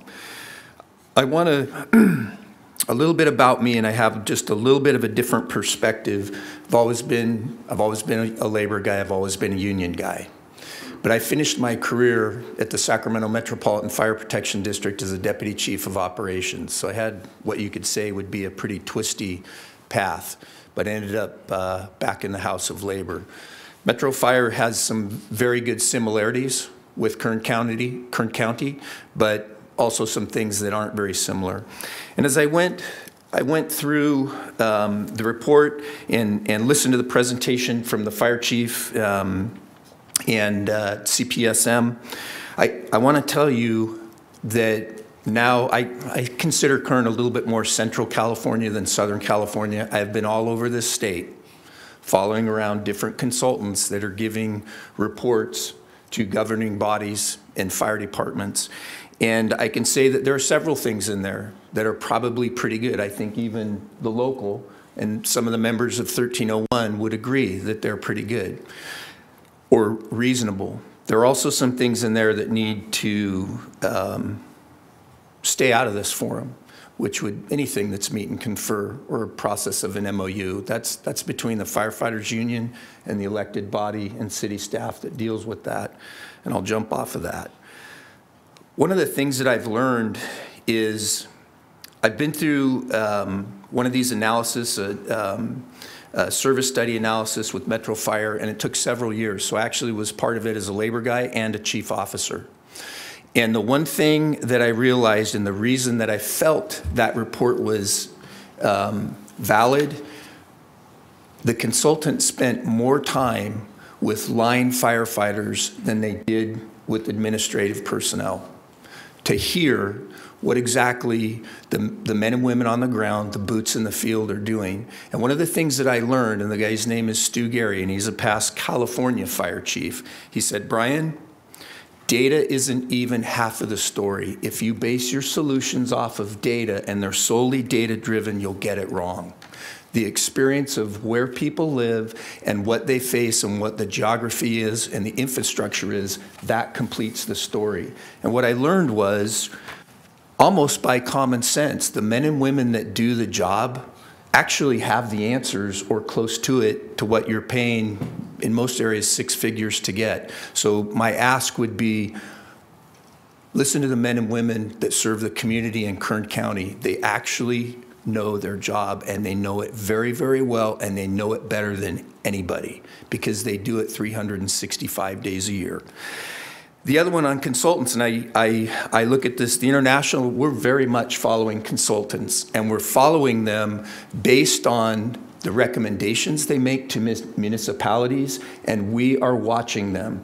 Because if you're not careful, you're going to have a consultant generate a best practice, and that's not always the best practice. And we're watching. And there may be a day when we hold you guys accountable for the recommendations you make. Don't know if it'll be here, but we're watching, and somebody needs to. The last one, you guys don't, if your community's not safe, if your firefighters are not, that goes hand in hand. Safe firefighters equal a safe community, and vice versa. Kern is very, very unique, and I learned this just by spending time with the members of the Kern County Fire Department. There's an agricultural community, there's an oil community, there's a recreational community, very, very diverse with some very unique exposures and high-risk areas. I don't envy you, your job. You have to really balance this, but what I would say, when you've got a group of dedicated members that have spent years giving everything that they have and then digging down and giving a little bit more, and they're, by their elected body, the appreciation is not being shown. And I would just ask that you listen to the message that you've heard, and that the staff in the county would engage with the local. It's not all about cutting. And I'm gonna disagree with the chief a little bit respectfully on the peak hour thing. That's the new thing, peak hour thing. What's taking place in the city of San Diego does not validate a best practice for Kern County. They are two different things. San Diego Fire encompasses lifeguards, ocean, they deliver ALS, both transporting, non-transporting. They're not the same thing. You guys are gonna have to really dig in, and yes, you need to listen to your fire chief and your fire administration, but I am telling you, some of the most valid and insightful information you're gonna get is right behind me wearing these blue shirts, because they're delivering to the citizens every single day. So with that, I'm gonna close up. I thank you for your time. Thank you. Mr. Rice?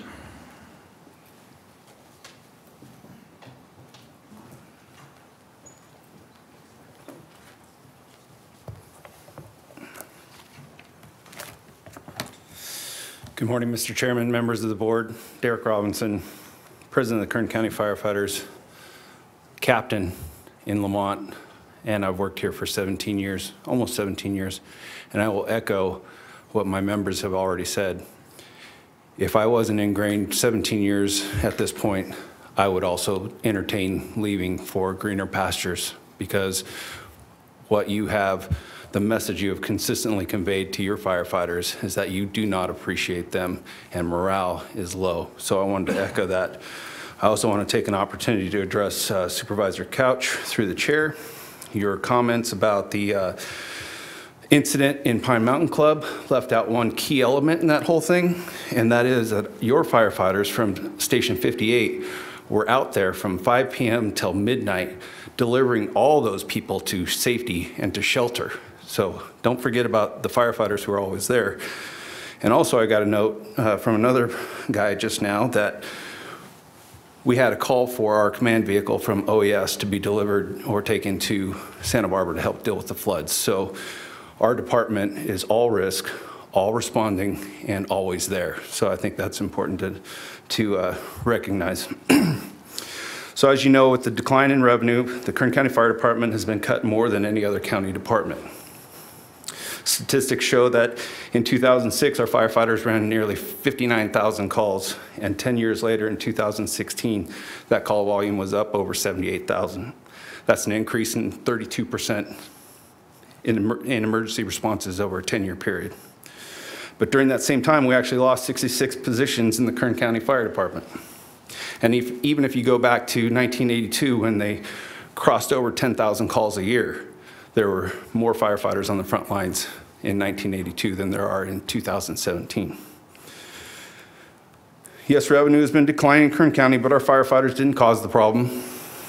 We're in favor of creating efficiencies in the department, but not at the cost of our firefighters. We need to address the revenue crisis and structural problems of cost recovery within the department before we cut the very firefighters who protect this community. From the beginning, we have disagreed with the commissioning of this third-party study, and that only looked at one department to solve the county's budget crisis. But now it's completed, and the study confirms the things we've been saying for years. We need more revenue, and we need to recuperate costs from our contracts, our cities, and our airports. The need for more revenue is something that we have been telling you for years. The report acknowledges two essential points which we have been pushing for several years and have been consistently ignored. We need to require 100% cost recovery for municipal service contracts and from our local airports. We cannot continue to provide service to cities and airports without recouping the cost and then ask our firefighters to pay the difference by cutting their earnings. Several years ago, we discussed the implementation of a fire prevention fee for the residents of Kern County. We knew then we needed to prepare for the ever-increasing call load we face as the county grows in population. The rest of the recommendations provided in this report fall under the meet and confer issues, so it is not appropriate to discuss them in this forum, but we look forward to addressing them when we start negotiations. However, when considering these issues, we need to be able to see the full picture. For example, the fitness incentive has been essential in driving down workers' comp costs. This was not taken into account in this report. We are tired of being forced to handle dangerous, life-threatening situations without proper staffing and support. Our firefighters are tired of being forced to make cuts, more cuts than any other county employees and departments. In order to protect public safety, we should be developing plans to grow our fire department to meet the increasing demand for emergency services. Public safety needs to be the top priority in Kern County, so let's find a way to work together so that public safety for our residents is not compromised. On behalf of 500 members of the Kern County Firefighters Local 1301, thank you for your consideration of our concerns. Thank you, Mr. Robinson.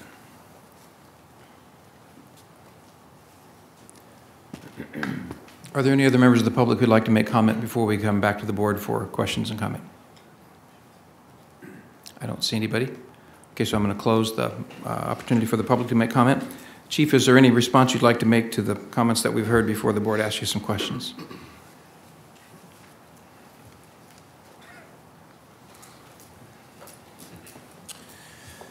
Chairman Maggard, members of the board, going through just some rough notes on some of the things that have been said, and I'll kind of work backward. Yes, we agree. I agree as the fire chief that we need to look at city contracts and get those in line with where they should be. Had a long meeting with the CAO's office yesterday about city contracts, and we may have some strategies to bring forward, such as maybe forming a fire district that would help with city contracts. The airports, we're working with Meadows Field, which is our largest airport, on recouping costs, creating a contract for service at Meadows Field. The annual Kern Airport is going to be up for negotiations. I don't want to discuss the specifics of contract negotiations, but yeah, we're right in the middle of that. The comment about San Diego's peak staffing, I believe in all of these issues, we need an in-depth look at how they affect Kern County, because one of the common themes of the firefighters and some of the other members or some of the other people who spoke is Kern County is very diverse. And it makes it very difficult to have one size fits all. Peak period staffing in some of our metro areas may be an option. One of the issues that I face as a fire chief and my deputy chiefs as they're trying to run the fire department is when we get a wildland fire, we are sending everything but the kitchen sink. Fire engines, hand crews, bulldozers, chief officers, safety officers, public information officers. We're sending all of these resources and it leaves large gaps. So the peak period staffing may evolve into a different model where we have maybe multi-purpose squads that are stationed throughout the county that can provide these gaps in coverage when we have these major wildland fires. And basically what I'm saying is some of the recommendations may not be instituted 100%, but may be morphed into something that works best for our firefighters so they have the tools that they need to do the job. It was just one example.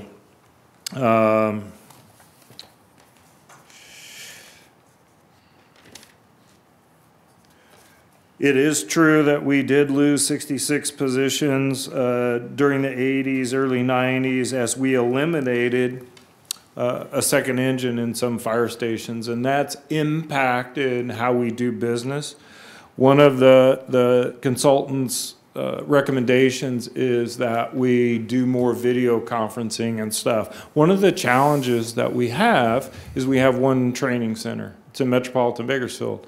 So if I bring my engine from Ridgecrest into Bakersfield to train, it's 2.5 hours here and 2.5 hours back. That's 5 hours out of, you know, an 8-hour day that my training staff works. So we've looked at regionalization. Again, that's money, but that is more efficient. But we had extra engines that covered in behind in the past, and that's one of the, you know, trying to make things work becomes difficult.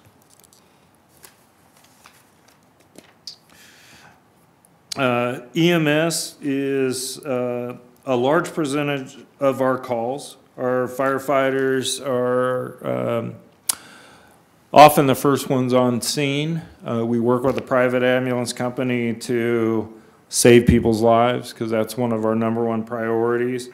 As we've expanded emergency medical care over the last several years, and a lot of that's being driven by the state and Kern County EMS, we have to implement the training and buy the equipment, get policies and procedures in place. One of the things that was mentioned was the EPCR, which is Electronic Patient Care Report.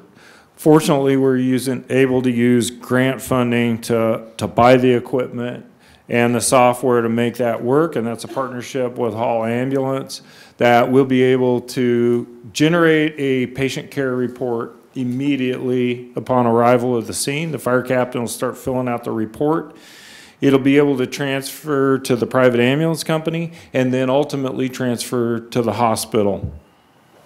And that way we have a line of communication from the first time our dispatchers pick up the 911 call all the way to the hospital so the doctors can treat the people in the emergency department and increase survivability. All of that is a challenge on the fire department as we institute all of this, and thank goodness for grant funding that we're able to do it, because that would just make my job harder as I try to meet unfunded state and federal mandates.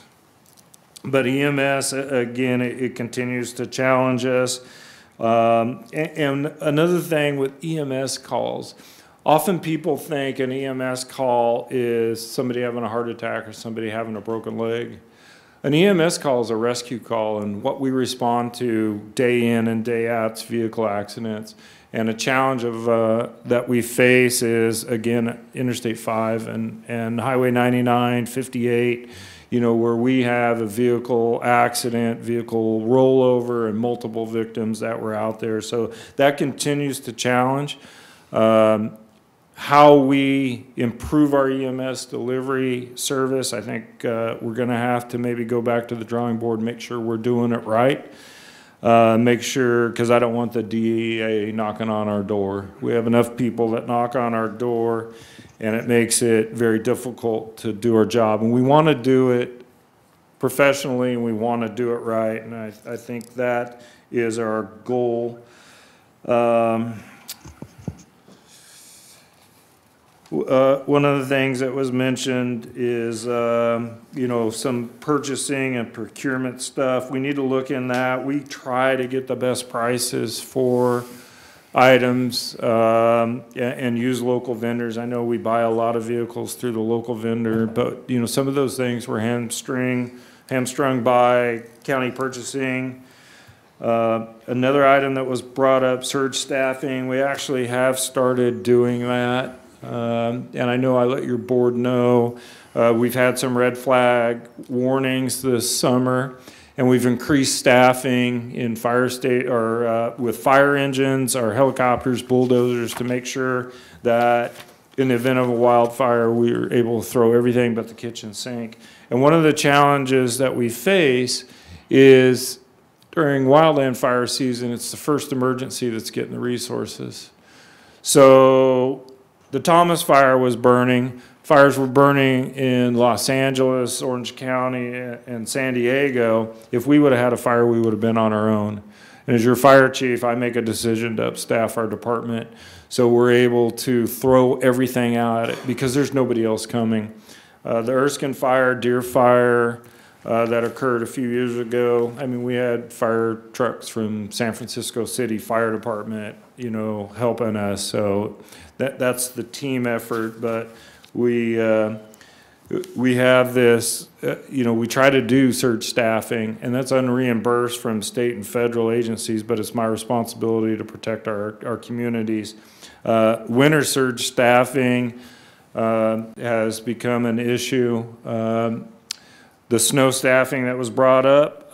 We also have a lot of people that operate in the desert. The motorcycle riders, you know, after Thanksgiving, during Christmas, and unfortunately we haven't been able to do the surge staffing to deal with the calls out there, but that is something that we need to do. And again, it's kind of maybe a hybrid process of some of the recommendations out of the report and what I can do as the fire chief to make sure we're delivering the service that we need. Again, city contracts revenue, we need to definitely get into city contracts. There may be, like I said, some alternatives. I've talked to the union president that maybe we can create a team to look at identifying some other methods to increase the revenue. Fire prevention fees were one of the things in the report. We're working on that right now, how we can bring back fire prevention fees that capture all of the work that we do, not just our fire prevention division, but our firefighters. They go out and do company fire inspections. So how we can do that, and then how we can implement civilian fire inspectors into the program to help us do a better, more efficient job and free up our firefighters to respond to emergencies, to perform their training and everything that they need to do. So a lot of information. I kind of just hit on the high points for your board, but I'm free to answer any questions that you may have. Thank you, Chief. I have a couple questions for you, but I see that some of my colleagues have jumped in, so let's let Supervisor Gleason go first. Thank you, Mr. Chairman. Appreciate it. I got about 3 or 4 questions that should be real quick. First of all, thank you all for coming in. Chief, thanks for a great presentation. Mr. Boyd, I can't see you out there because of the light. Can you just real quick, you said you offered 3 suggestions. One, I think, was surge staffing. One was suggestion box for the fire chief. And what was the middle one there? What was it? It was about competitive bid process for procurement of material needs. Thank you very much. Appreciate it, Mr. Boyd. I would like, Chief, for us to talk down. I'm done. Thank you very much. I'd like to have a conversation about those 3 items with you, not right now, but sometime soon. Also, someone brought up, I think it was Mr. Rodriguez, brought up one-person EMS. He was talking about the whole EMS program, one person being the trainer. It's a red flag for him. I would just like to touch base with you to understand your wisdom on how you're managing that program. I think one other guy, I must have misheard this, but I'd like for you maybe to comment and tell me if I did or did not. I think he said he was driving up and down the highway looking for traffic accidents. Is that like an expression, or is that true, or what is that? That was an expression. Okay. Usually the incidents. I'm sitting there scratching my head. What? Usually the incidents come to us through the 911 center, and it's jargon. It's jargon. He was. Okay, got it. Thank you very much. That's all I needed to hear. My last question is, Mr. Rice. Part of his statements I wasn't clear on what he said. I think he was warning someone about best practices. He was following assessors as they're going around assessing fire departments and saying that he's looking, he said someday there's going to be a violation, I think is what he said. I think he was warning our auditors, of the persons who conducted the assessment. If that's true, my question to you, Mr. Rice, is was there a violation, in your opinion, for our audit, our assessment? I think when you start getting into the staffing areas and talking about cutting staffing, one of the similarities with Kern County Fire and Metro Fire is we both run 3-person engine companies. Metro Fire runs a 4-person truck, but we also have transporting medics. The NFPA 1710, the safe number of firefighters on the scene to begin operations is 17. And I know that we meet it, and I believe Kern works hard to meet it. Be very careful. You know, you operate with what you can afford, you know, and I understand that. And, you know, if you asked me, I would look and go, you guys, you are at the bare minimum, and your truck company should be staffed with 4 men or women every day. So My caution would be to the consultants. We are beginning to track them. Okay, so it has nothing to do with us, it's between you and them, so I don't care about it. Okay, thanks, Chief, and thank you all, and thanks everybody for very informative. Supervisor Scribner. Thank you, Mr. Chairman. I'll be brief as well. First of all, I want to thank the chief and everyone from the fire department, our staff who is here today, but also those that provided input, that participated. I'm happy to hear some of the glowing critique of our department that was in the report. That's stuff I think that the board does know. That may not seem like it right now to a lot of you in the audience, that we do think so highly of the job that you do and our department's response. But when incidents occur, we see how tremendous and what a great job our department does in responding to those incidents. So thank you for that. It's disheartening for me to hear that some of you have expressed that you feel like you've been under attack by our board. Some of the rhetoric, I guess, is a word I would use for it, that's been used. But there's also some things that were said as far as the cuts to the fire department and why was the fire department targeted. It feels like this is an attack on us because we're the only department that was studied. Didn't have any other department studied. So first of all, I'd like to ask our CAO, Ryan Alsop, if you could respond to a couple of those comments specifically, that the fire department's been cut more than any other department, that we're trying to balance the county's budget on the fire department, and then why was the department selected for this study? Where does it stand as far as its structural deficit in regards to the rest of the county budget? And then I've got a couple of questions for the chief.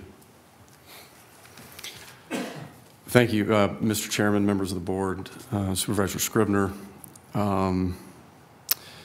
Yeah, so I'll try to keep it high level and from a budget perspective. The situation in the county is that the county is facing a $28.3 million structural budget deficit.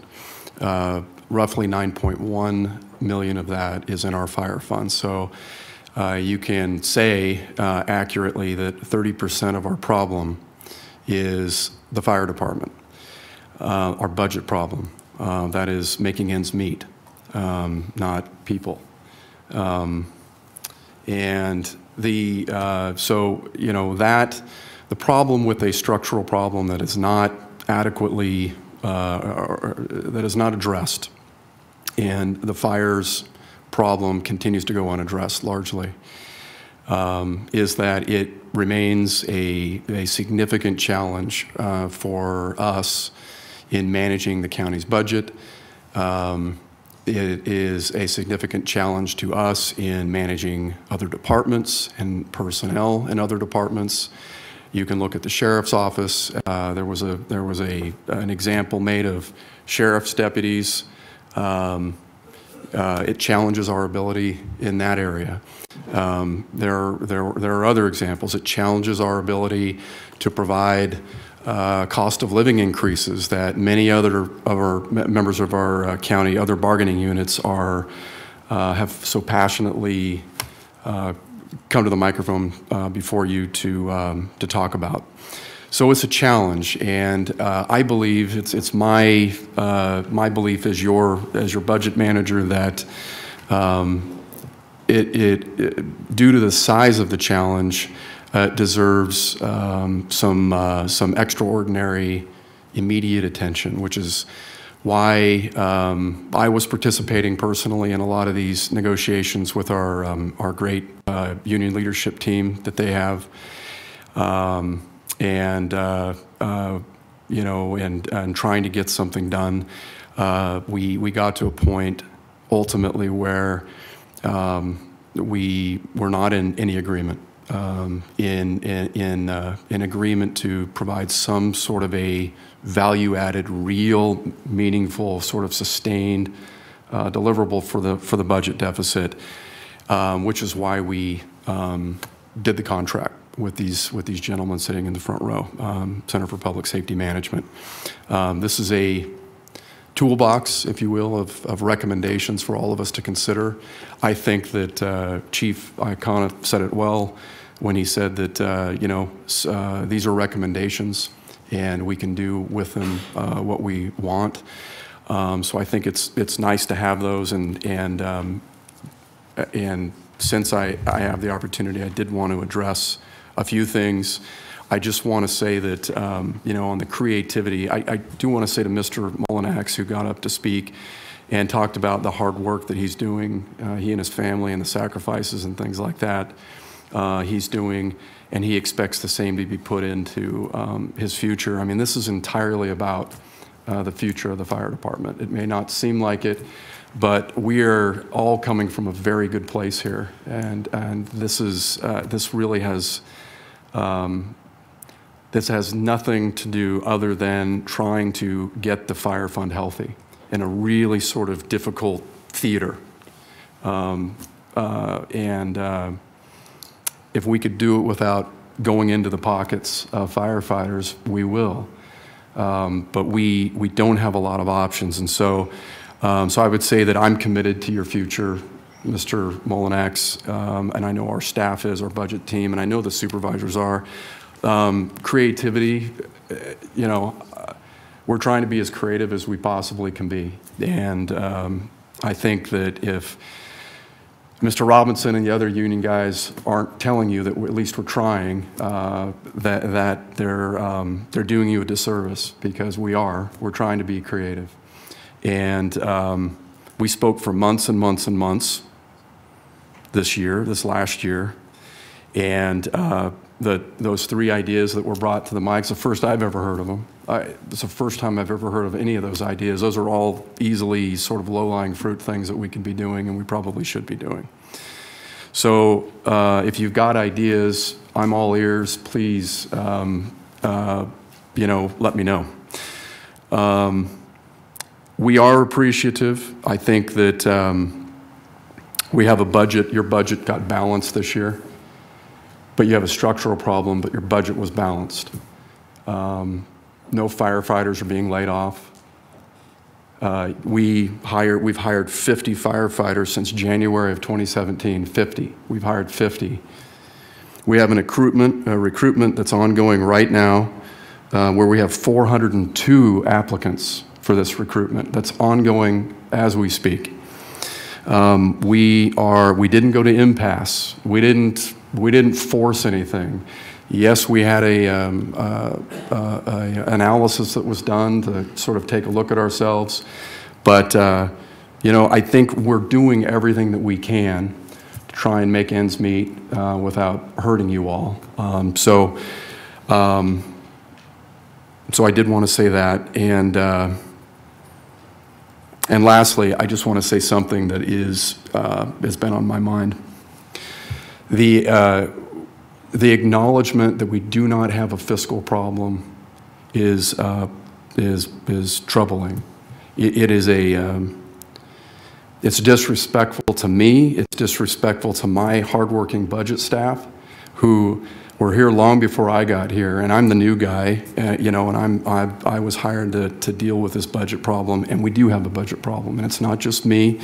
It's our independently elected auditor who will tell you we have a budget problem. It's the Government Finance Officers Association that will tell you that we have a budget problem. Our CAFR points out, that was just released by Mary Bedard, you know, that's a year, it's a year lag in time. That will tell you we have a budget problem. It's difficult to address to deal with this challenge with all of you and your leadership team when there's not an acknowledgement there of that, of not even of that.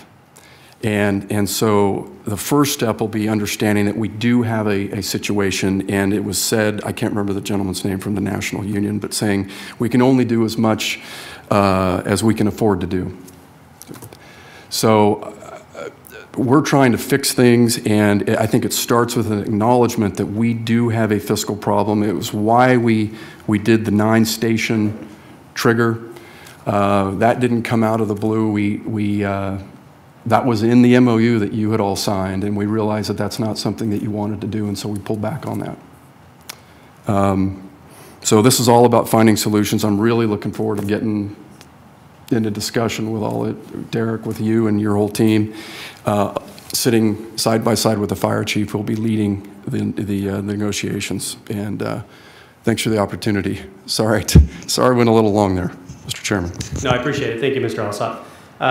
Okay, so we commissioned this study in order to provide us with options, trying to be creative. But my question is, in regards to the implementation, we could go through the recommendations that we have in here that are operational in nature, not ones that are meet and confer items that are in the MOU that we have with the firefighters. But as far as the operational recommendations, we could go through them point by point, but my question is, Chief, what is your plan for implementing these operational recommendations that you and your team, and to the extent that we can involve our rank and file and find their agreement? And one that seems like everybody agrees with is the municipal contracts we have in the airport contracts, the methodology that we use to come up with our cost recovery. And you said that you've been in discussions with the CAO. That's one I think that we're all very interested to see come back as soon as possible. But are you planning on coming back to the board periodically with various recommendations that were made in this report and giving us a status saying, these are ones that I agree that ought to be implemented, these are the cost savings that we're going to see, or these are the efficiencies that I think that we're going to realize, and then start working down the line? Those that you don't agree with, you come back and you give us a report that says, here's why I don't agree with this recommendation, or maybe it's not that I disagree with it outright, or maybe I agree with part of it, or it's nuanced, and there's things that you need to understand as far as what the impacts would be if you were to implement this. So you have to know the pros and cons of it. So what's your game plan? Supervisor Scrivener, through the chair, in regards to the city contracts, I think that is a priority. It is going to take time. We do have nearly all of our city contracts in place for the next 5 years. But now is the time to start looking at alternative methodologies. I mentioned a fire district. There could be a lot of different options, but we need to start on it now. Spent over an hour with the CAO yesterday on city contracts, so that's a priority. The airport, again, Inyo Kern Airport, they've lost commercial passenger service. Working with Supervisor Gleason's office, we're on that one, and we should be able to have something implemented, I would hope, by the start of the next fiscal year. Meadows Field, been in discussions with the airport director on that. As some of the major projects finish within the airport, we'll be able to implement some sort of revenue stream into the fire department as we protect the passengers who fly in and out of Meadows Field, which is an FAA requirement. So in the totality of the report for operational issues that I directly control, managing the fire department in all aspects, whether it be responding to an emergency or training my firefighters, I believe in transparency. I believe that your board and the public needs to know in all of these recommendations what we're doing, again, the pros and cons, the cost, the savings, how it can be implemented, when it's implemented, and a report on how we're doing. So my plan is to bring items back, such as the city contracts. That'd be a standalone item. Maybe some of the smaller items we can bunch together and bring back a report to your board on where we're at with them, how we're implementing them, and some of the recommendations by Firefighter Boyd. Those are excellent ones. We'll add those to the list too. I want to listen to my firefighters, listen to your board, listen to the public, and together I think we can work together as a team to solve this crisis. But again, in the issue of transparency, your board and the public will know everything we're doing. Very good. Thank you. Supervisor Couch. Thank you, Mr. Chairman. I want to try and end on a high note. Mr. Strickland, could you come to the microphone for just a second? we do talk about a lot of things and work on a lot of things, and maybe it's not readily apparent to everyone, and we probably do a fairly poor job. I'm not talking about you, I'm talking about me now. Fairly poor job of communicating things that we're working on, things that we're trying to get done. I'll give you one example after I ask Mr. Strickland a question. I know that you have been working for a long time to try to come to a place where you are able to pay for the fire protection at the airport that's being provided by the fire department. Where are you in that, and what does that look like? Yeah, Supervisor Couch through the chairman. Good question. We have talked about it on a number of occasions. I believe I've talked to actually 2 of the supervisors about my desire to pay for the ARF services. Historically in Kern County, the fire fund has always paid for the ARF services that are at Meadows Field. With my background, when the board hired me, I knew that other airports around the nation all pay for the ARF services. When I put together the new airline operating agreements and the model that's in there, the rates and charges model that allows for the recovery of the ARF, it goes through the landing fee, which is regulated by the FAA. It also is a charge against the airlines.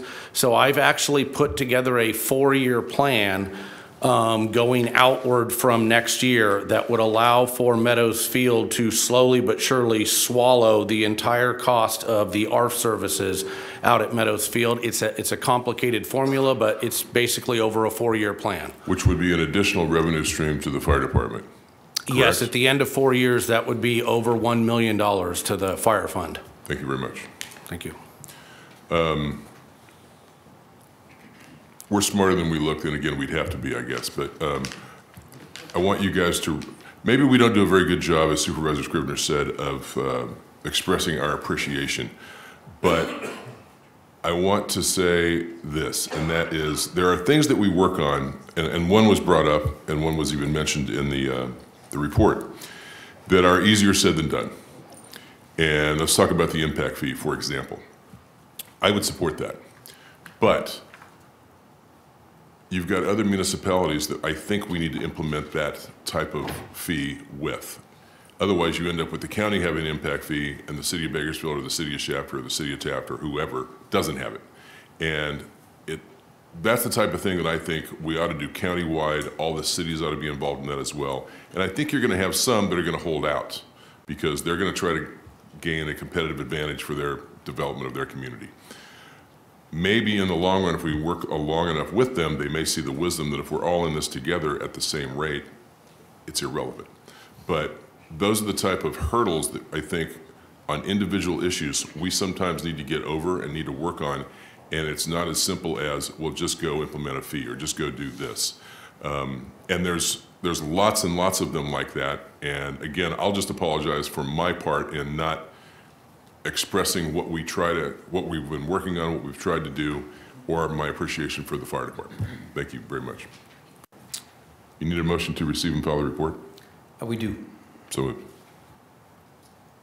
You can second it. I'll ask questions after you second. Okay, I'll second that. Thank you. I'm going to make some comments too. I want to thank you, our consultants, for bringing us the report. I have some questions for you in a minute. I want to thank the members of the fire department that are here for your sincerity and your commitment to our community.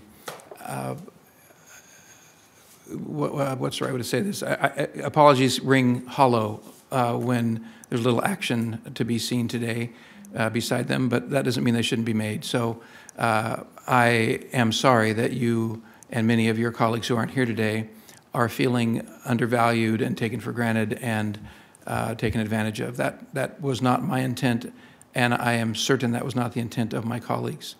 Nonetheless, if you feel that way, I think we should work together to make you not feel that way anymore. And I'll tell you in a second how I'm trying to listen to you to make that different than it has been. The reality is that the largest concentration of our deficit is in the fire department. That's not a reflection of a single person who works there.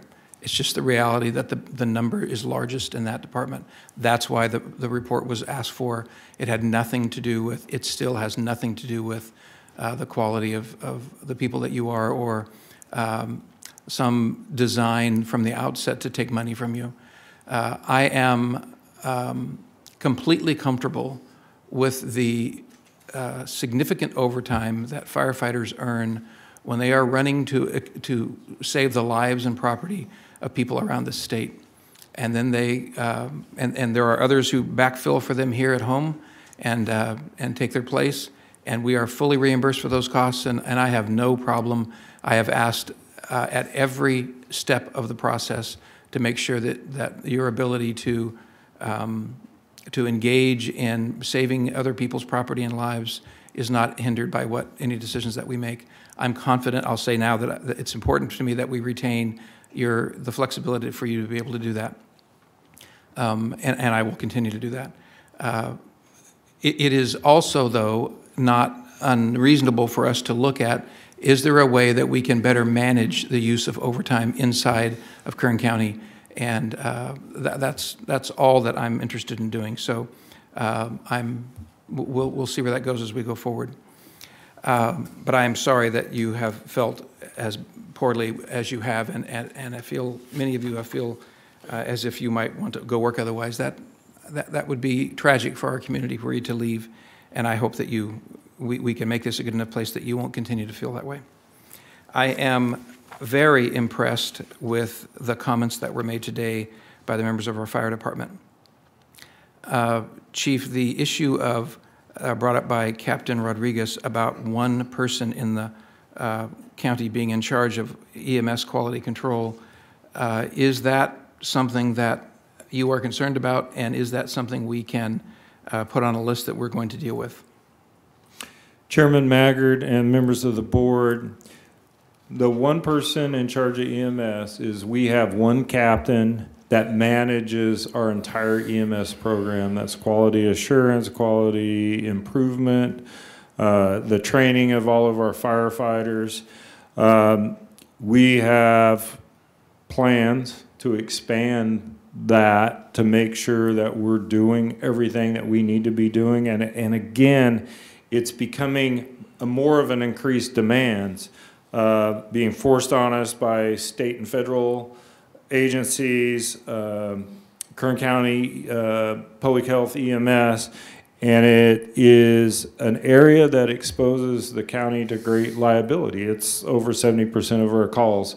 So I believe that I need to come back to your board with a plan on how to make sure that we are doing everything that we need to be doing as we respond to emergency medical calls, making sure that we are managing the program, making sure our firefighters have all the training and equipment. So it's something that we can add to the list to make sure that we're doing it and it's covered, and it's just another part of the action item with this. Well, this is a good example of the next point I want to make, and that is that you're the chief of the fire department and you run the fire department. We fund the fire department, and the men and women who work in the fire department implement and deal with as best they can in a noble way every day the implementation of the directives that we give them. I'm grateful for that. But it needs to be, we need a more team-oriented environment in which we hear that feedback. Another of the speakers today, this was, I've circled 4 names. One of them, I think it was Boyd, Engineer Boyd, talked about having a direct line to the chief. If it wasn't Boyd, excuse me if I have the name wrong, a direct line to the chief, the email idea box, the idea that we can learn from each other, and I agree with the suggestion that was made by someone that the best ideas often come from the field. In my offices over the years, as I've had employees, they are dealing with the day-to-day problems. They have the best ideas of how to fix them. I want an environment that accommodates that. So I'd like you to come back to us, Chief. I'd like you to make a list of things you're to come back to us on. And on that list, I'd like this issue of how we can better communicate with one another and more effectively hear from those in the field what their concerns are and what their solutions are, because I think they're going to have some solutions that we need to listen to.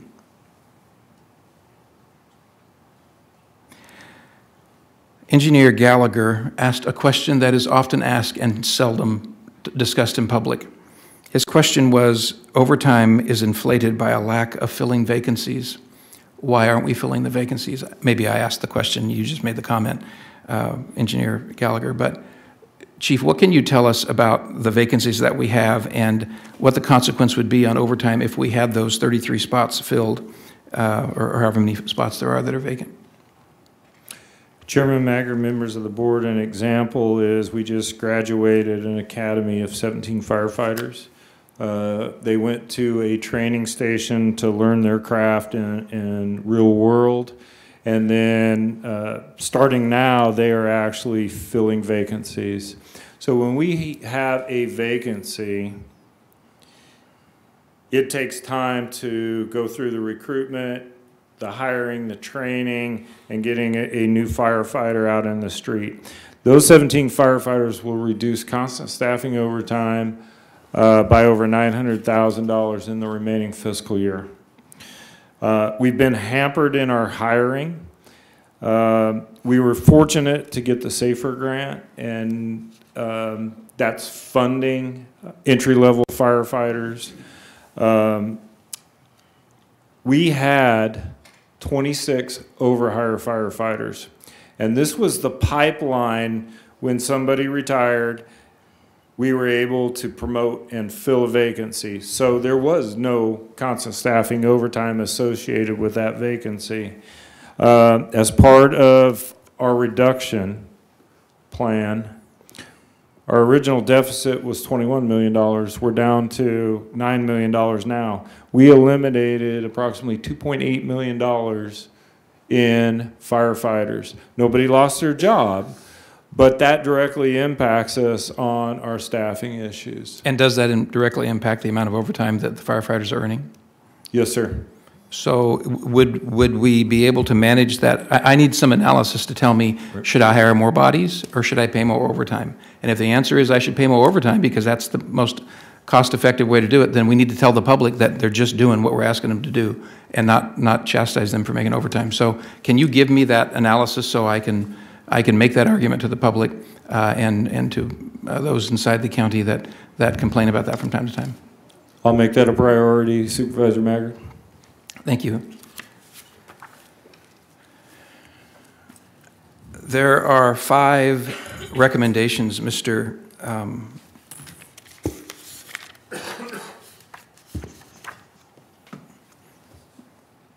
Iancona. I spelled it phonetically, so I had to see it. Mr. Iancona.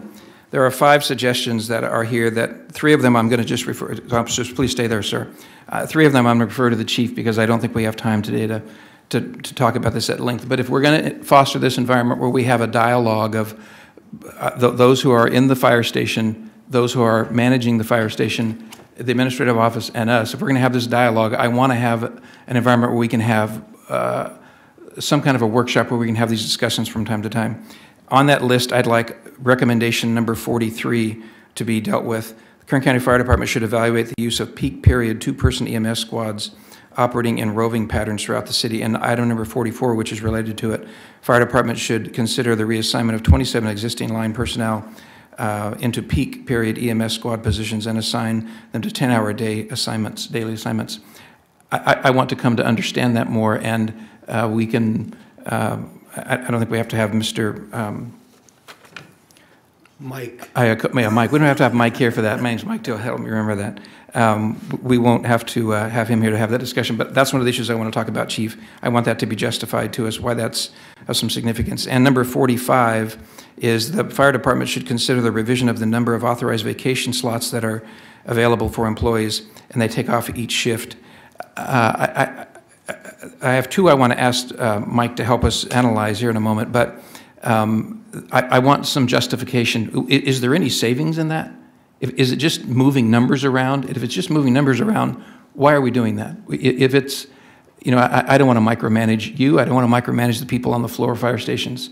I want them to live their lives and go about managing things as best they can, and I want us to do the same. So I want you to explain to us later, is there any justification to that? And if there's not, if there's no savings to it, why go through the hassle of it?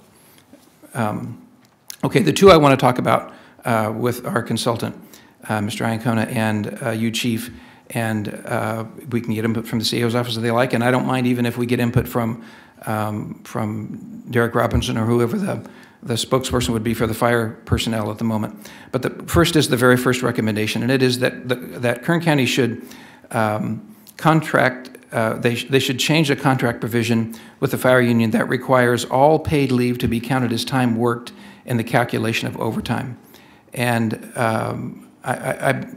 Mr. Iacona, what is the dollar consequence of that in our department? How much money will, if we made that change, how much money would drop to the bottom line? Give me a minute here. I've got some notes to that effect. I think it's on page 13 of your when you expand on your recommendations. According to the, and forgive me for the name, the auditor position in the county had done an analysis. I think that's Mary Bedard is who you're talking about. I believe that's the individual. She's our auditor controller. Yeah, and according to that analysis, there was an estimate that cost is in the $1.5 million ballpark. How much? 1.5 million. So I'd like us to have some discussion about how do we verify that, run that to ground, let's make sure we understand it. What are the consequences of it? Chief, do you have any comments about the suggestion about counting time worked as calculation, in the calculation of overtime? Chairman Maggard, that was one of the items that we were negotiating previously with the fire union, and I agree that it should be verified, run to ground, as you said. So in essence, a transparency and your board having a full understanding of how it works. We'll bring that back to you, working with the CAO's office, the auditor, and the union. Thank you. Mr. Robinson, I don't want to negotiate here. I don't want to do any of that. I agree that's not an appropriate venue for that to happen. But do you have a perspective on this that we would benefit from as we direct staff to go back and work with you guys and with Mr. Iacona and his colleagues? Clearly, this is an MOU item, and we won't negotiate that in public. But what I will say is that you've already seen the effects in the general employees of how this would work when nobody answered the call to help out the people in Pine Mountain Club. So if you go to hours worked, guys aren't going to come back to work for straight time, and the next Erskine fire is going to be bigger and more tragic. So I just want to make sure I understand. You're suggesting the consequence is that if it is straight time, there will be much less of an incentive for those to voluntarily come back and cover when they are not otherwise compelled to do so. Yes, the chief will have a hard time getting people to come back to work. Okay, thank you. You stay close because I'm going to ask you to comment on one more in just a moment. Mr. Iacona, the next one I want to ask you about today is item number 3, which says that the county should negotiate the current department work schedule and impose a policy to limit the number of consecutive hours an employee can work. Can you explain to me why we would limit the number of hours that an employee would work arbitrarily? Why would we do that? The concern is with too many hours of consecutive duty time. We've uncovered that there are instances, typically the scheduling is such where an individual is on duty for 48 hours consecutively, has 48 hours off, then is on duty an additional 48 hours, has 48 hours off, and then is on duty again for another 48 hours, and then has a extended period of off time.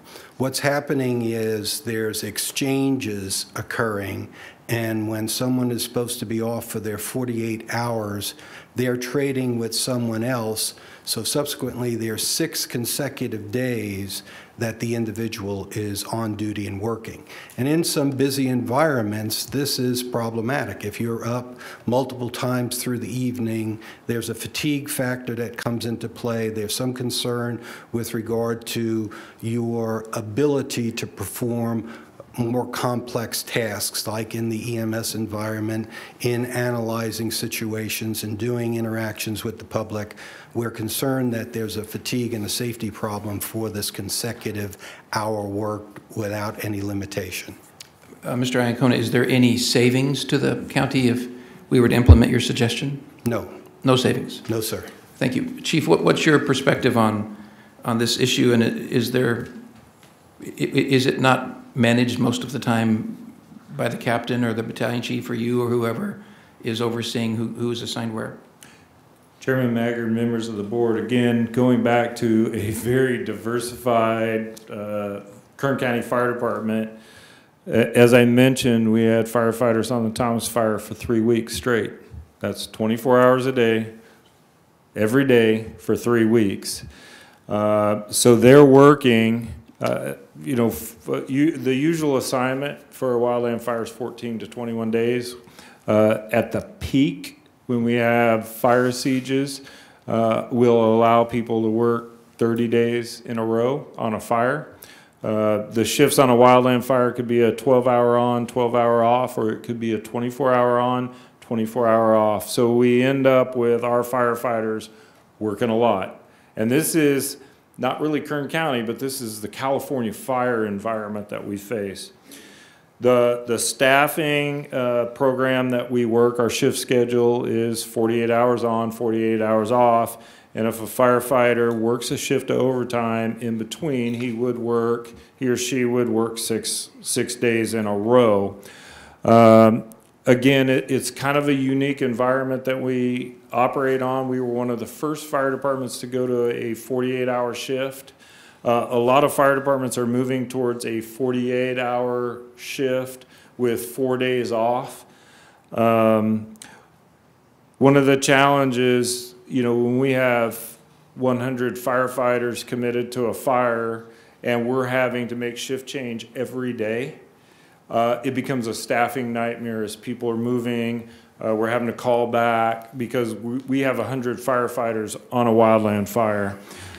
So it makes it somewhat more efficient to work a 48-hour shift as opposed to a 24-hour shift. And 24 hours on, 24 hours off is what Bakersfield City works. I also believe, as your fire chief, the 48-hour shift is more productive. We are mandated to do certain things during a shift, such as checking out the fire truck to make sure all the equipment is ready to go. If we have to do it every day, then that's just that much more time that we take away from training or doing pre-fire inspections. We do it when we come on duty, we clean the station, we're doing program work, we're doing physical fitness training, we're out there training, laying fire hose, squirting water, so we're proficient in our skills. By working a 48-hour shift, I think we're much more productive. It gives us more work hours. But again, we'll take a look at it, bring back a report to your board on the pros and cons, the cost, the savings associated with recommendation number 3. Mr. Robinson, do you want to make any comment about that one?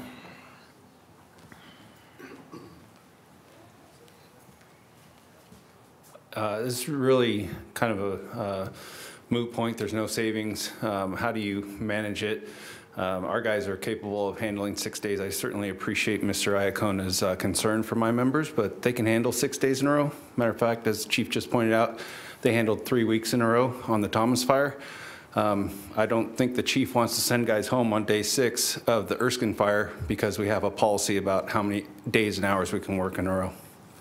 Thank you. Okay, Mr. Iacona, thank you. I think that's, those other issues I wanted to ask you about, you're going to bring back to us, but I appreciate that. Without belaboring this any longer, I want to just reiterate, I'm looking forward, Chief, to your specific suggestions to us about how we can work more closely with the members of our fire department, that how we can benefit from their ideas, how they can have an open pipeline to you to suggest those ideas, and those other issues I asked you to come back to us on. I'd like to hear from that. Okay, are there any other comments that we have from board members? Chief, do you have anything else you want to say before we close? No, sir. To the CAO's office? Okay, we have a motion and a second. Please cast your votes to receive and file. The motion is approved, 3 ayes, 2 absent. Supervisor Perez, Supervisor Scribner. Thank you very much. That was item number 12, and that concludes our meeting for this afternoon. Are there any other members before we adjourn? Don't see any other issues to deal with, so I would entertain a motion to adjourn. Motion adjourned. Without objection, so ordered. Thank you.